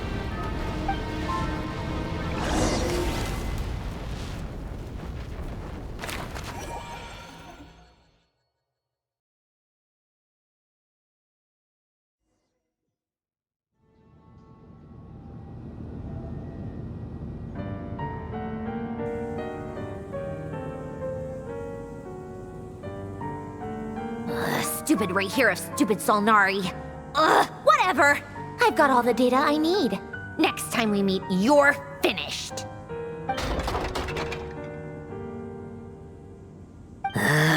He sure doesn't pull his punches. Excuse me, do you need a hand? You can do me a favor by staying out of my way. Can't you see I'm busy? Wait a minute. I recognize that voice. Hello, Miss Sandrone. Father sent us over to help. How considerate of her. Hey, Fremine, get over here and help me fix this. Lenny, you do your thing. Just keep your sister away from my machines. Nearly every machine that cat girl touches ends up going haywire. Go put her on cleaning duty or something.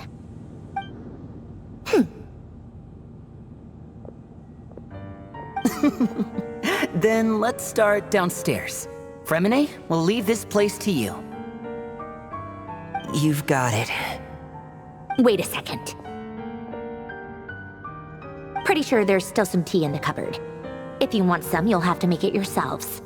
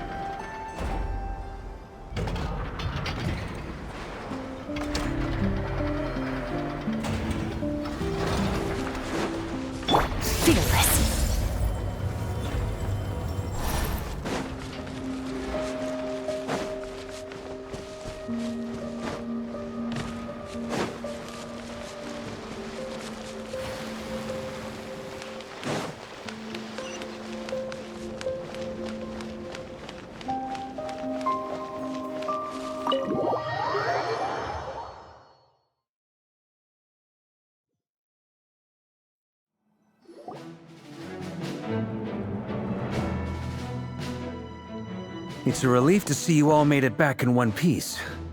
Huh? Feels like like there's quite a few people missing. Where's Flint's and the others? And what about Nefer? I returned ahead of them. Flint is helping Aino and Anefa to set up the decoys and buy us some time. As for Miss Nefer...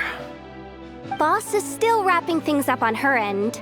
She sent us back to fill you all in on the top secret intel we've been gathering. I see. Then let's get right into it. But first, who do we have here? You brought someone else in to help? Greetings. I was invited here to help as a longtime Tea Party companion of Columbina's. You may call me Arlecchino. Surely it can't be. Those eyes. Oh, where have I seen them before? Wait, of course. In those memories we just saw. The only Arlecchino I know is the fourth of the Fatui Harbingers. So either you share a pretty uncommon name, or you're more than just a Tea Party buddy. You're well informed, Grandmaster. A man from Mondstadt living all the way out here in Nod-Krai, and yet the people and affairs of Snezhnaya seem to hold a special place in your heart. Oh, the feeling's mutual. Sounds like you know all about who I am, too. A Fatui Harbinger. The atmosphere in here just got really tense. Guess we can't just start trusting Fatui Harbingers, even at a time like this. I must admit, though, I'm a little curious. Seeing as the moon goddess no longer belongs to the Fatui, what makes you so willing to put your neck on the line here? Nor does Nod-Krai belong to Mondstadt, Mr. Varka. Yet still, you're fighting for it all the same. Things don't always have to have a tangible payoff. Sometimes, stopping things from spiraling out of control is a higher priority than chasing the spoils of victory. Of course, I can't say there's nothing in it for me at all. But that's between Columbina and myself. Forgive me. I don't mean to doubt you. It's just that the Fatui really have been the source of many of our troubles. We have our own way of doing things here in Nod-Krai. But ever since they arrived, the Fatui have treated us with nothing but hostility. I know there's been a lot of bad blood between us in the past. I've done my utmost to avoid friction whenever I could. But sometimes fundamental conflicts of interest simply can't be settled amicably. That's why I'm here solely in a personal capacity. This has nothing to do with the Fatui. As a gesture of good faith, I'll be frank. I can help Columbina track down the iridescent moon's marrow, which will help her restore more of her power. Anyway, what else is on the agenda? Let's begin. She says she'll be frank, then completely skips over the details. Looks like she doesn't want to give away too many secrets after all. But she clearly wants to change the subject. It'd be awkward if I tried to bring it up again now. I guess we'll just have to go along with it. She's the fourth of the Fatui Harbingers after all. One look and you can tell she's not someone you'd want to mess with.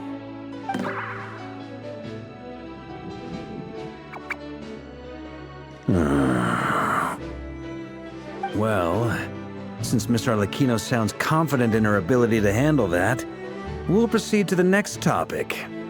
Yehuda, time to share that top-secret intel. All right, listen up, everyone.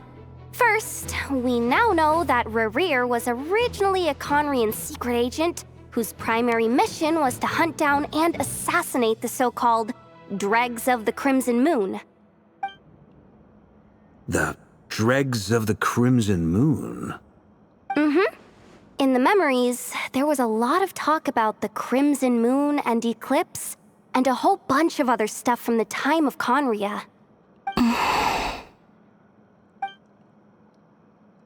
To my knowledge, those were the names of two different Conrian dynasties.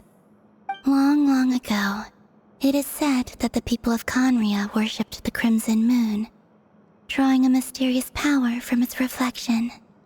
But one day, a coup saw the Crimson Moon eclipsed, hence the name of the new dynasty that replaced it. and how it became the new emblem of Conria. Still, long after the Crimson Moon dynasty had fallen, the last ruler of the Eclipse dynasty, the Vinster King, still coveted the secrets it left behind. So, he sent the Rehir of Solnari to secretly hunt down the Crimson Moon's few remaining followers. In those days, Rerir showed no signs of madness. In fact, he was as normal as any other person. Oh, and he had a fiancé, or at least a would-be fiancé, called Tholindis. What's the matter?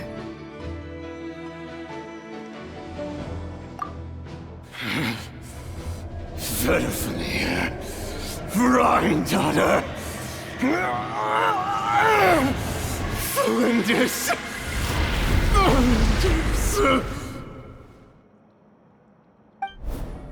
Interesting. Anything else? What about this would-be fiancé of his? Do we know anything about her? Well, she was a researcher at the Universitas Magistrorum, but it felt like she was hiding some kind of secret. Oh, and one more thing. For some reason, Rerir's fragment also contains some of Tholindis' memories, though only a very small portion. Well, no shortage of potential leads, I'll give you that. In any case, it sounds like we can conclude that while Tholindis was still around, Rerir appeared to be lucid and quite normal. Tholindis, it seems, must have been the one thing in this world that he couldn't let go of. Tell me though, were these pure-blood Conrians we're talking about here? Why do you need to know that? Hold on. If she was a pure-blood Conrian... Oh yeah! Just like how it was with the captain! If we could somehow find her, do you think there's any chance Rerir might regain some of his sanity? It's possible, but it would take a miracle. We can't pin all our hopes on that.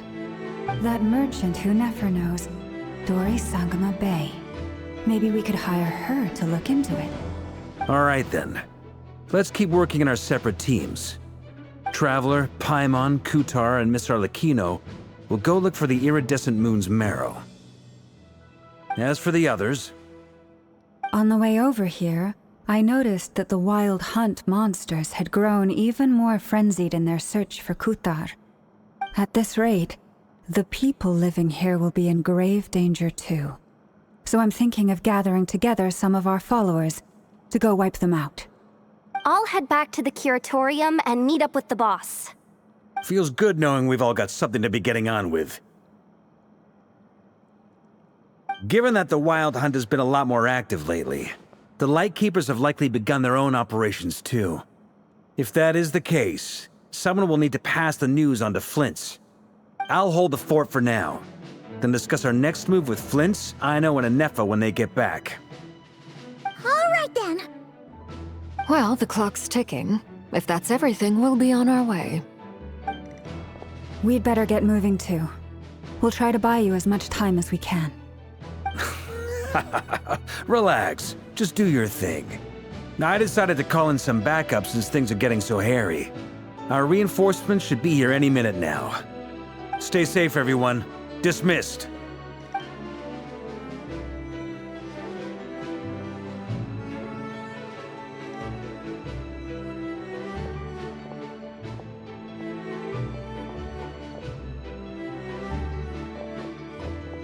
We're back. Did we get here a little early? Or a little late? A tad late. The others have already set off. To summarize, our resident moon goddess has found us a new ally, and Boss Nefer has uncovered some promising info. Everything going smoothly on your end?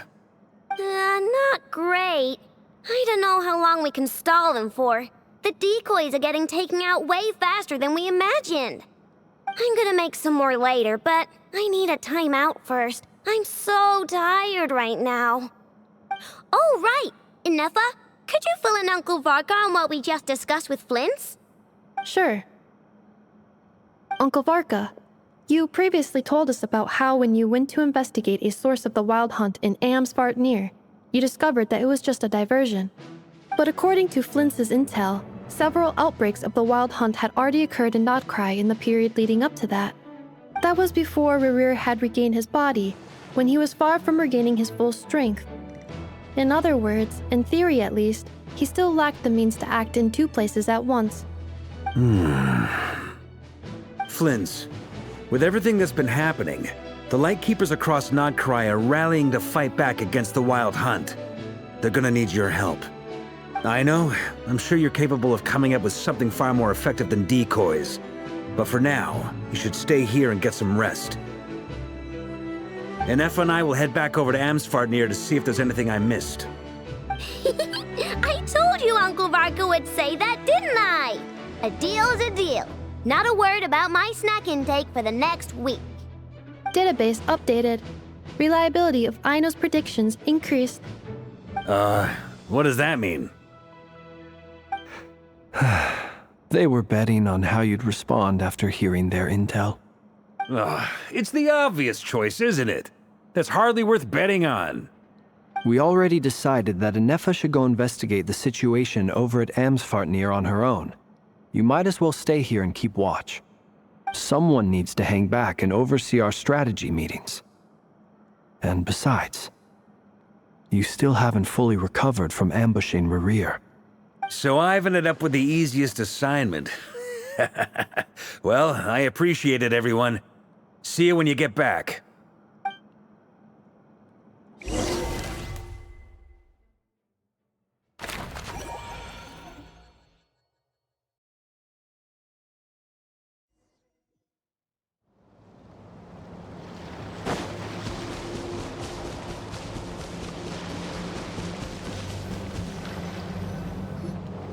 Here, this will serve as a good spot to cross over. Arlecchino, hold up a second. Since you brought us all this way, would you mind telling us what you've got planned? We still haven't got the slightest idea what's going on here. And if even Columbina doesn't know where the iridescent moon's marrow is, how do you? Simple. Because I am an inheritor of the royal bloodline of the Crimson Moon, and one of the last surviving embers of the Two Worlds' flames. Huh? Are you serious? As in, you're a descendant of that Crimson Moon dynasty we were just talking about? The one from ancient Conria? Your surprise is understandable. I was also taken aback when I first learned of it. But the more I thought about it, the more I realized the signs had been there all along. When I was young, I discovered I could wield a very special kind of fire. It coursed like blood through my veins and smoldered away inside my nerves. What's more, whenever I experienced strong bursts of emotion or drew too deeply on this power, it was like some kind of presence within the fire would begin to gnaw away at me, consuming me from the inside out. Exactly. That is why my hands are like this, too. At first, I saw it only as a curse, but once I became a harbinger, the jester apprised me of the truth. Together with my own investigations over the past few years, there are several things that I have gradually come to understand. For instance, take the so-called Crimson Moon. In truth, it is nothing more than the shattered remnants of the iridescent moon, fused with the abyss to prolong its lifespan. Since this blood flame was bestowed upon me by the Crimson Moon, it is a fusion of the iridescent moon's former power and the corruption of the abyss. You all understand the nature of the abyss well enough. I draw upon its power, and in return, it hungers for my soul. This strange blackness is the mark of corruption it has left behind. If I recall correctly, you once told me that if the corruption ever made it to your heart, you'd become a completely different person.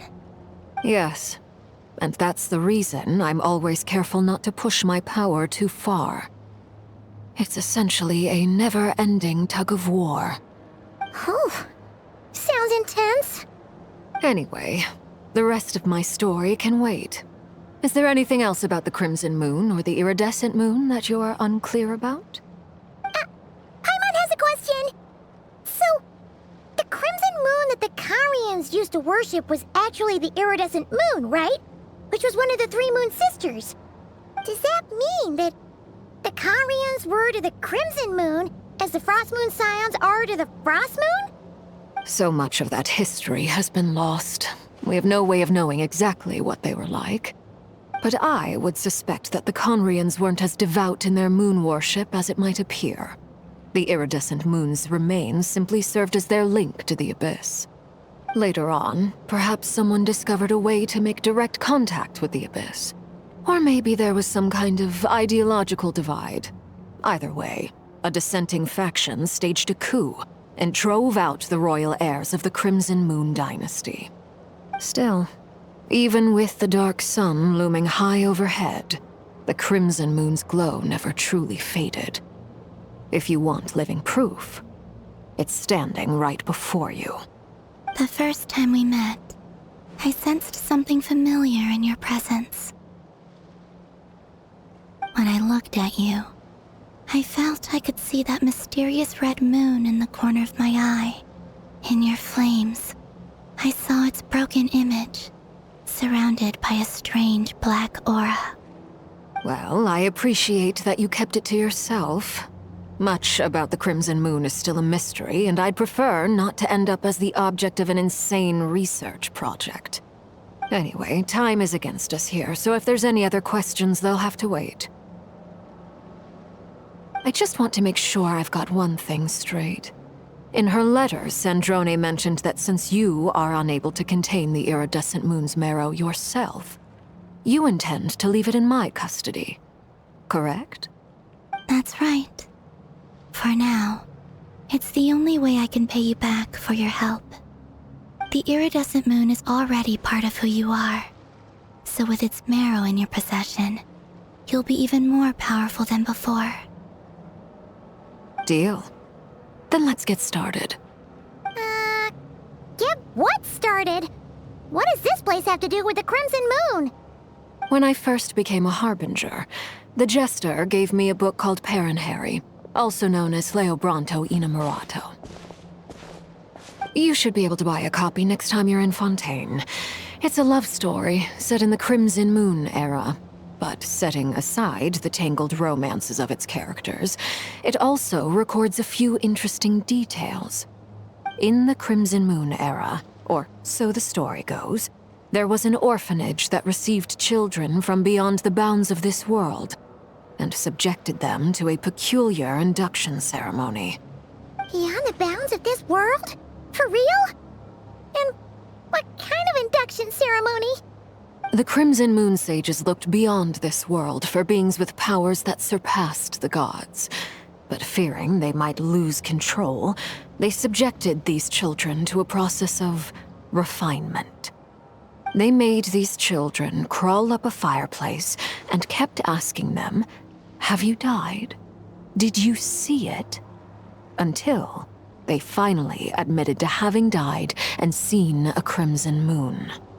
The adults embraced the children who passed the ritual, telling them, "Within the fireplace, you have traversed the flames between 2 worlds. Here and now, you are born anew." The book leaves much unsaid, but I suspect that this was their way of branding the children they had enrolled, leaving an indelible mark upon them so that they would forever live in the Crimson Moon's light. That explains why I can't sense the Crimson Moon's marrow in this world. It makes sense that it would be sealed in a special space that can only be accessed temporarily through some kind of ritual. But there's no fireplace here. Do you see a chimney anywhere? Oh, are we supposed to build it ourselves? Okay, fine. Paimon will go find some bricks. That won't be necessary. The fireplace is purely symbolic. The key to the ritual is crossing the flames between 2 worlds. In other words, the flames that burn within me. Those burned away by such flames leave behind a kind of ghostly afterimage in the world. In the days of Conria, people believed they could be used to bridge the gap between the two worlds of life and death. In short, I can open a passage to that space for you. That's the easy part. The catch is I'll need to stay on this side to keep the passage open, so I won't be able to come with you. Once you're inside, you'll have to find your own way. Very well. Then I'll open it up. Traveler, spare me a little more moonlight if you would. I may need it.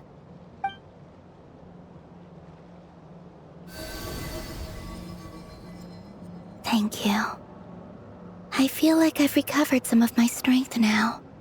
It should be enough to move us across short distances and confront whatever dangers might await.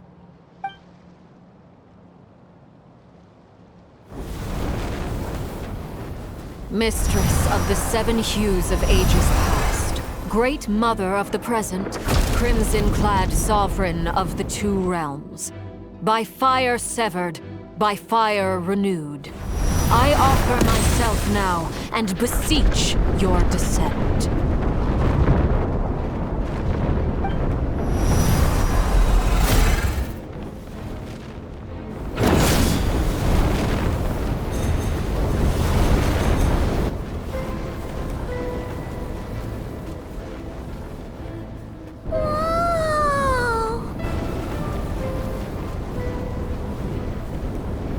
One word of advice. As you're crossing over, no matter what voices you hear, do not answer. Got it! I sense a sinister gloom inside, but also the familiar light of the moon.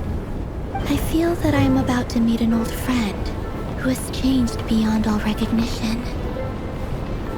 All right, let's go.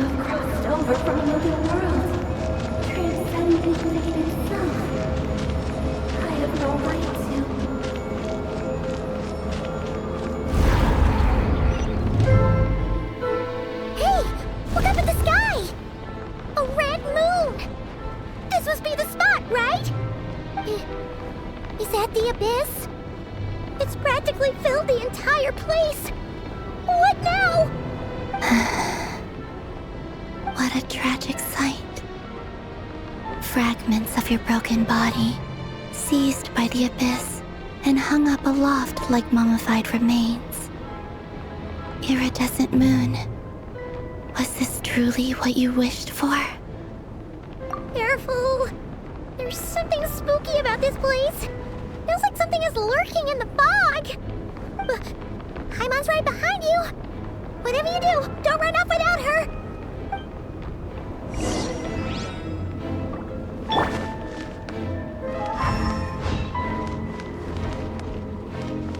By the way, Columbina, didn't you tell us that the iridescent moon had shattered into pieces? The moon up there looks pretty whole to Paimon. How is that possible?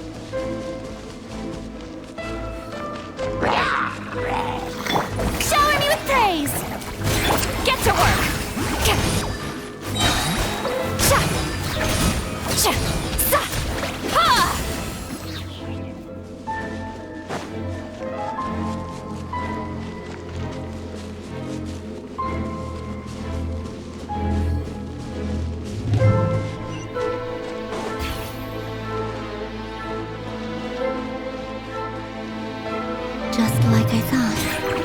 It was only a facade.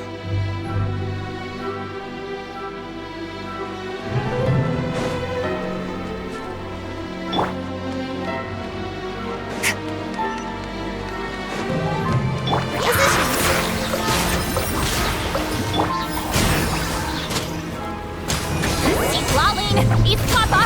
Get him! Into the void!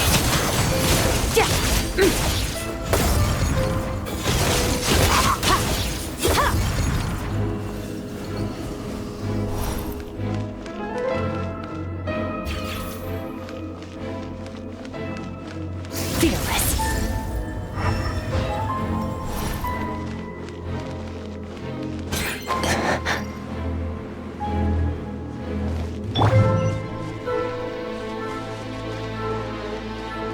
Rise like smoke!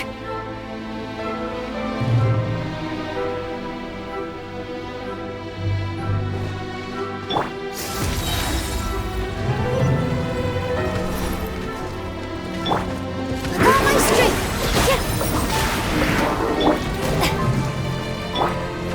All eyes on me! Show no mercy! Yeah! Another star goes out! Extinguished!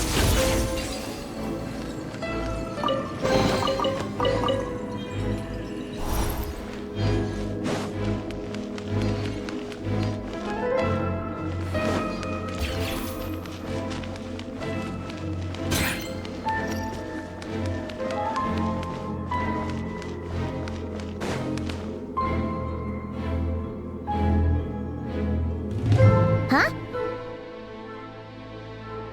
Huh? For real? That's way too high! There's no way we'll be able to reach it! No. I'm not sensing anything up there. It's coming from under the mountain. Let's see... Ah! There's some kind of weird shadow over the water! Wait, see that? Looks like a mechanism of some sort! Let's check it out!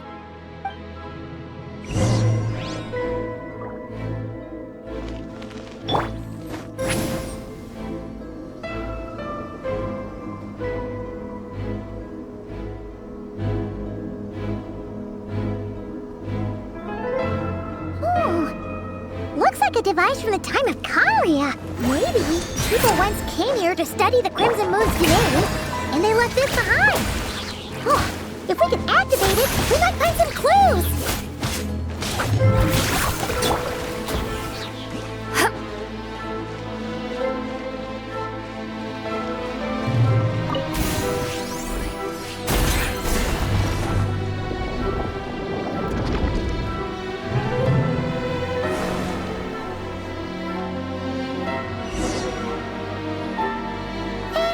Look at that!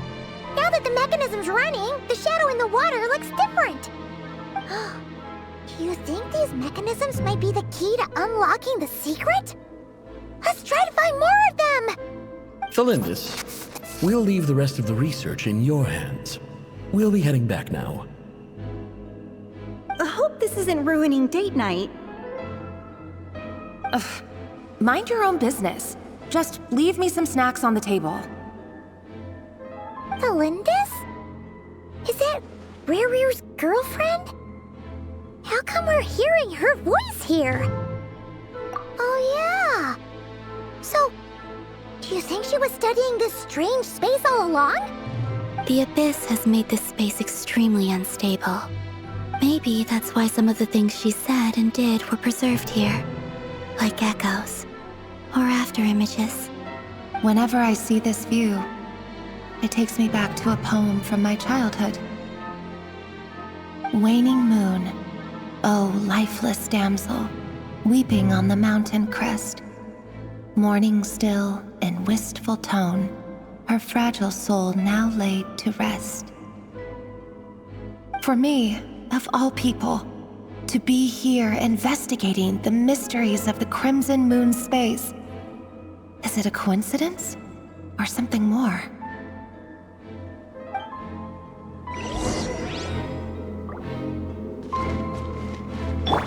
Fearless.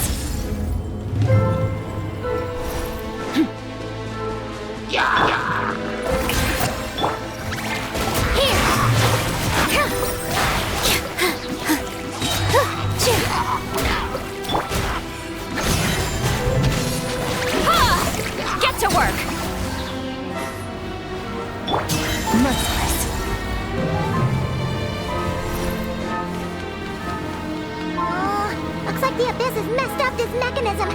We need to find a way to get it working again. Let's see if there are any other devices nearby.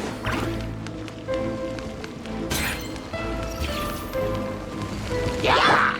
Positions! Show no mercy!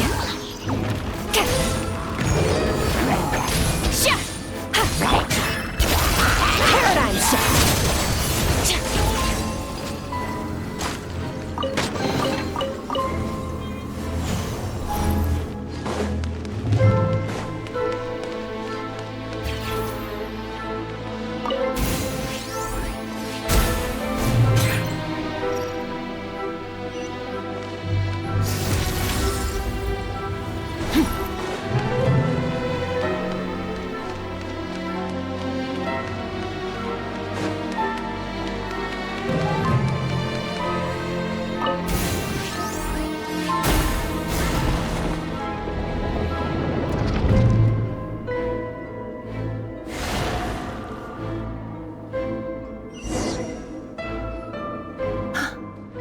See.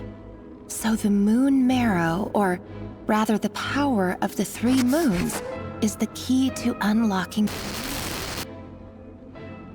If it really does exist, then maybe this madness can finally be put to an end.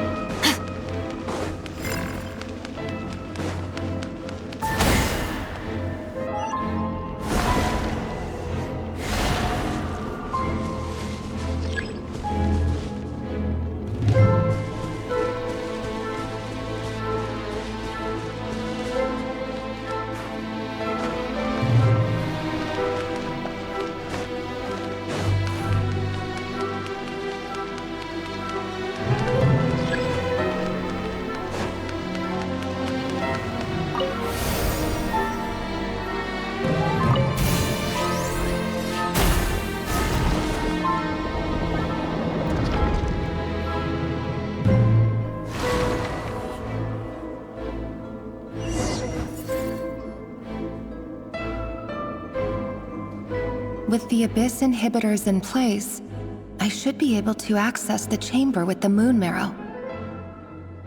Oh, Rerir, with every step you take, you're drifting further from what you truly desire. But you're not the root of the problem.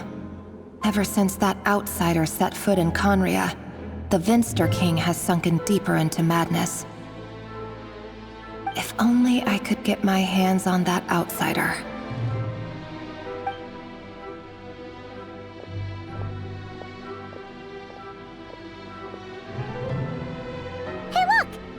Reflection is back to normal. Felindus's voice mentioned a chamber with the moon marrow.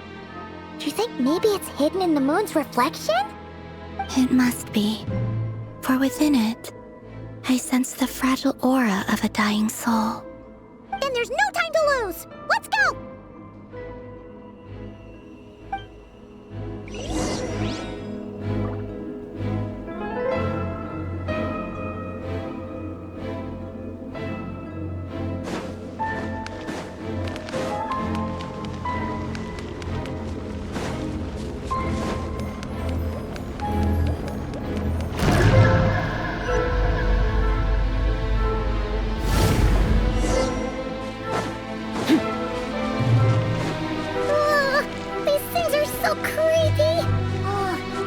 Looks like we'll have to destroy them if we want to get to the iridescent moon's marrow.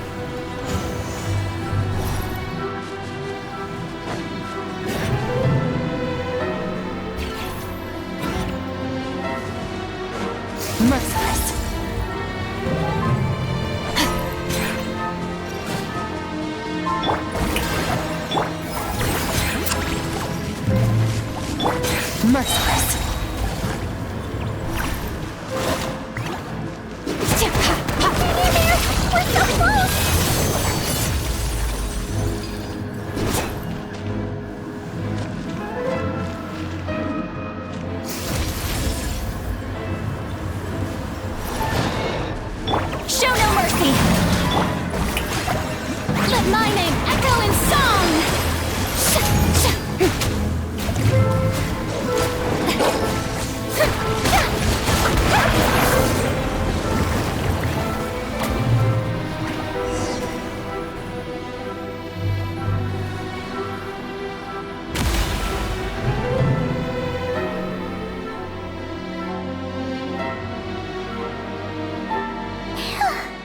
We finally did it!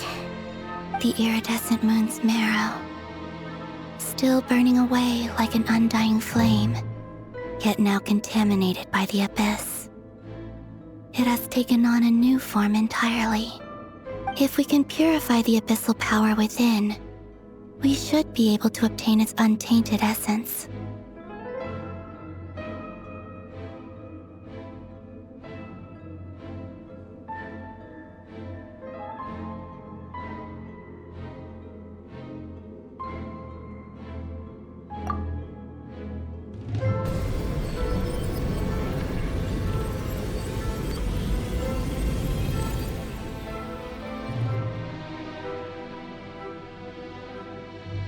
It's so cold.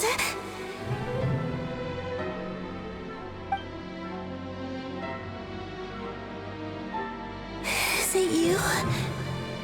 Are you here? Huh? Are you talking to us? At long last, I can see you once more.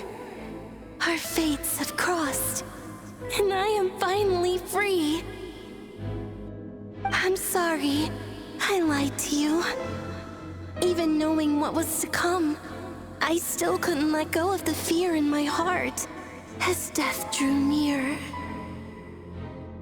The moment the moon shattered, my body began to split apart piece by piece. Like I was being cut into pieces by 1,000 blunt blades. My thoughts scattered as the cold crept in. But I could not bear to fade away like that. Tell me, what was it that brought you to us all that time ago? If only I had possessed your courage, then I might have been spared this torment more painful than death. You look so puzzled. That's how I felt too when I first saw you. But trust me when I say that everything happens for a reason. Farewell, Hypo.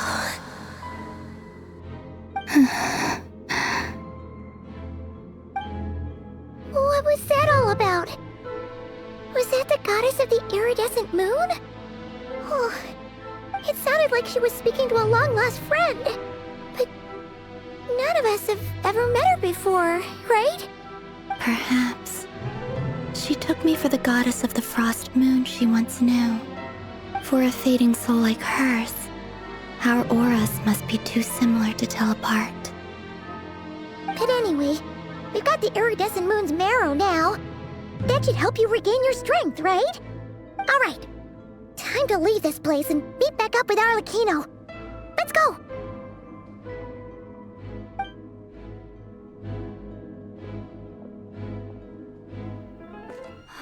That's odd. This place looks different than when we came in. Waning moon, huh? oh lifeless damsel. Oh.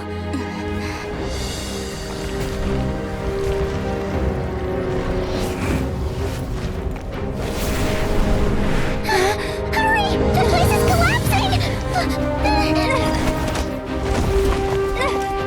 It wants to trap us here. Who's it? The abyss? Now we've taken the moon marrow. All that's left here is a dark will. It will show us no mercy.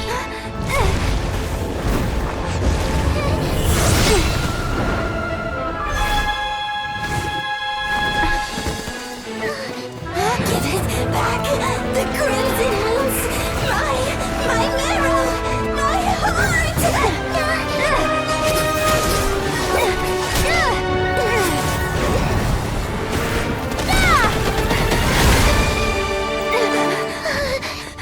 Finally!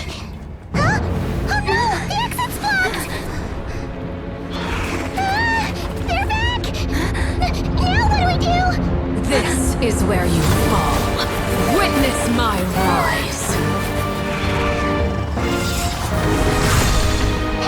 What are you waiting for?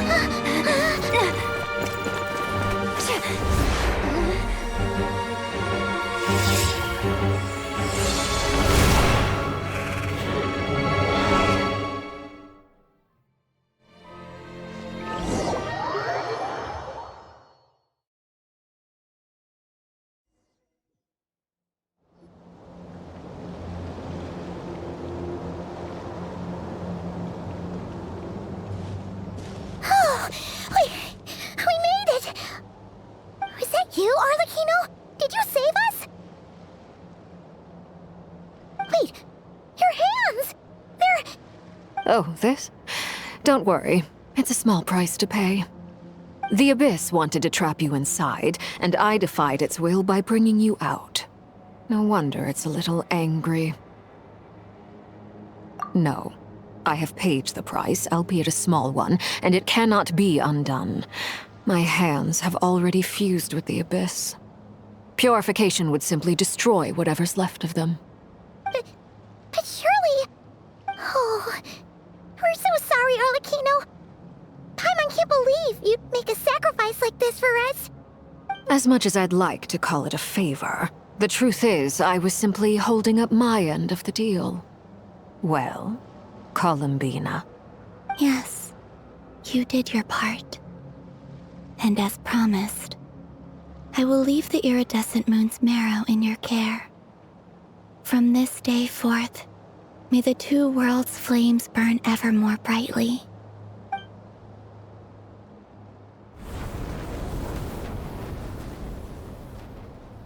I'll take that as a blessing. Now, Columbina, give me your hand. Accept this moonlight I offer in return.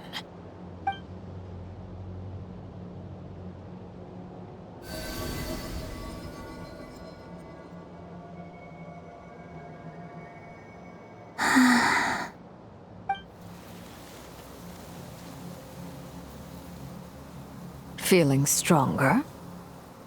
Hey, Columbina, are you okay? I'm fine.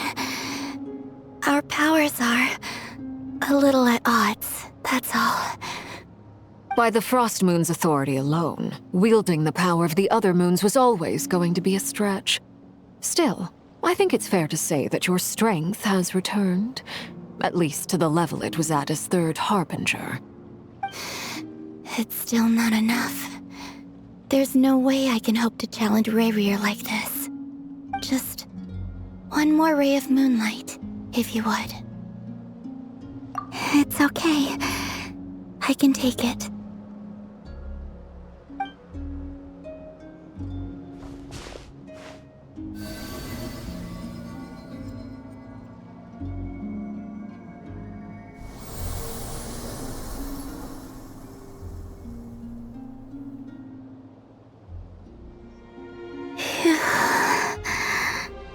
How about now? Fighting fit? At the very least, I won't have to stay hidden like before.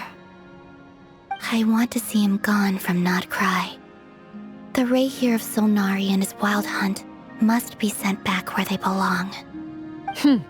Well, it's good to have something to aim for. You certainly seem more alive now than you did earlier. When I first met you, you didn't strike me as a ray of moonlight. More like a wisp of fog drifting in from who knows where, ready to scatter at the first sign of a breeze. But now, you're full of vitality, just like the Frost Moon, once the brightest of them all. May you keep shining, Columbina. This is who you are. Thank you. Look after yourself too, Arlecchino. I know you have plans of your own, and that's why you're always seeking to grow stronger. But whatever you're after, don't let the Abyss take a hold of you. I do not wish to see you go down the same path as Rayrier. I appreciate the concern, Columbina. Although perhaps it's time you took a new name. A new name? Kutar, the Moon Maiden, Columbina, they're nothing more than code names. They describe who she is and the roles she's played, but they're not her real name. We often use code names in the House of the Hearth, too. But it's knowing your real name that keeps you grounded. Up till now, you've been living a wandering life, so you've probably never really cared. All I'll say is this. Once you've defeated Rerir, give it some thought. All right, that's it from me. I'll get you back safely first, then go meet up with Sandrone. You're the best! I appreciate the gesture. It speaks to your good character. Anyway, let's get going. There are more urgent things to do right now than trade compliments.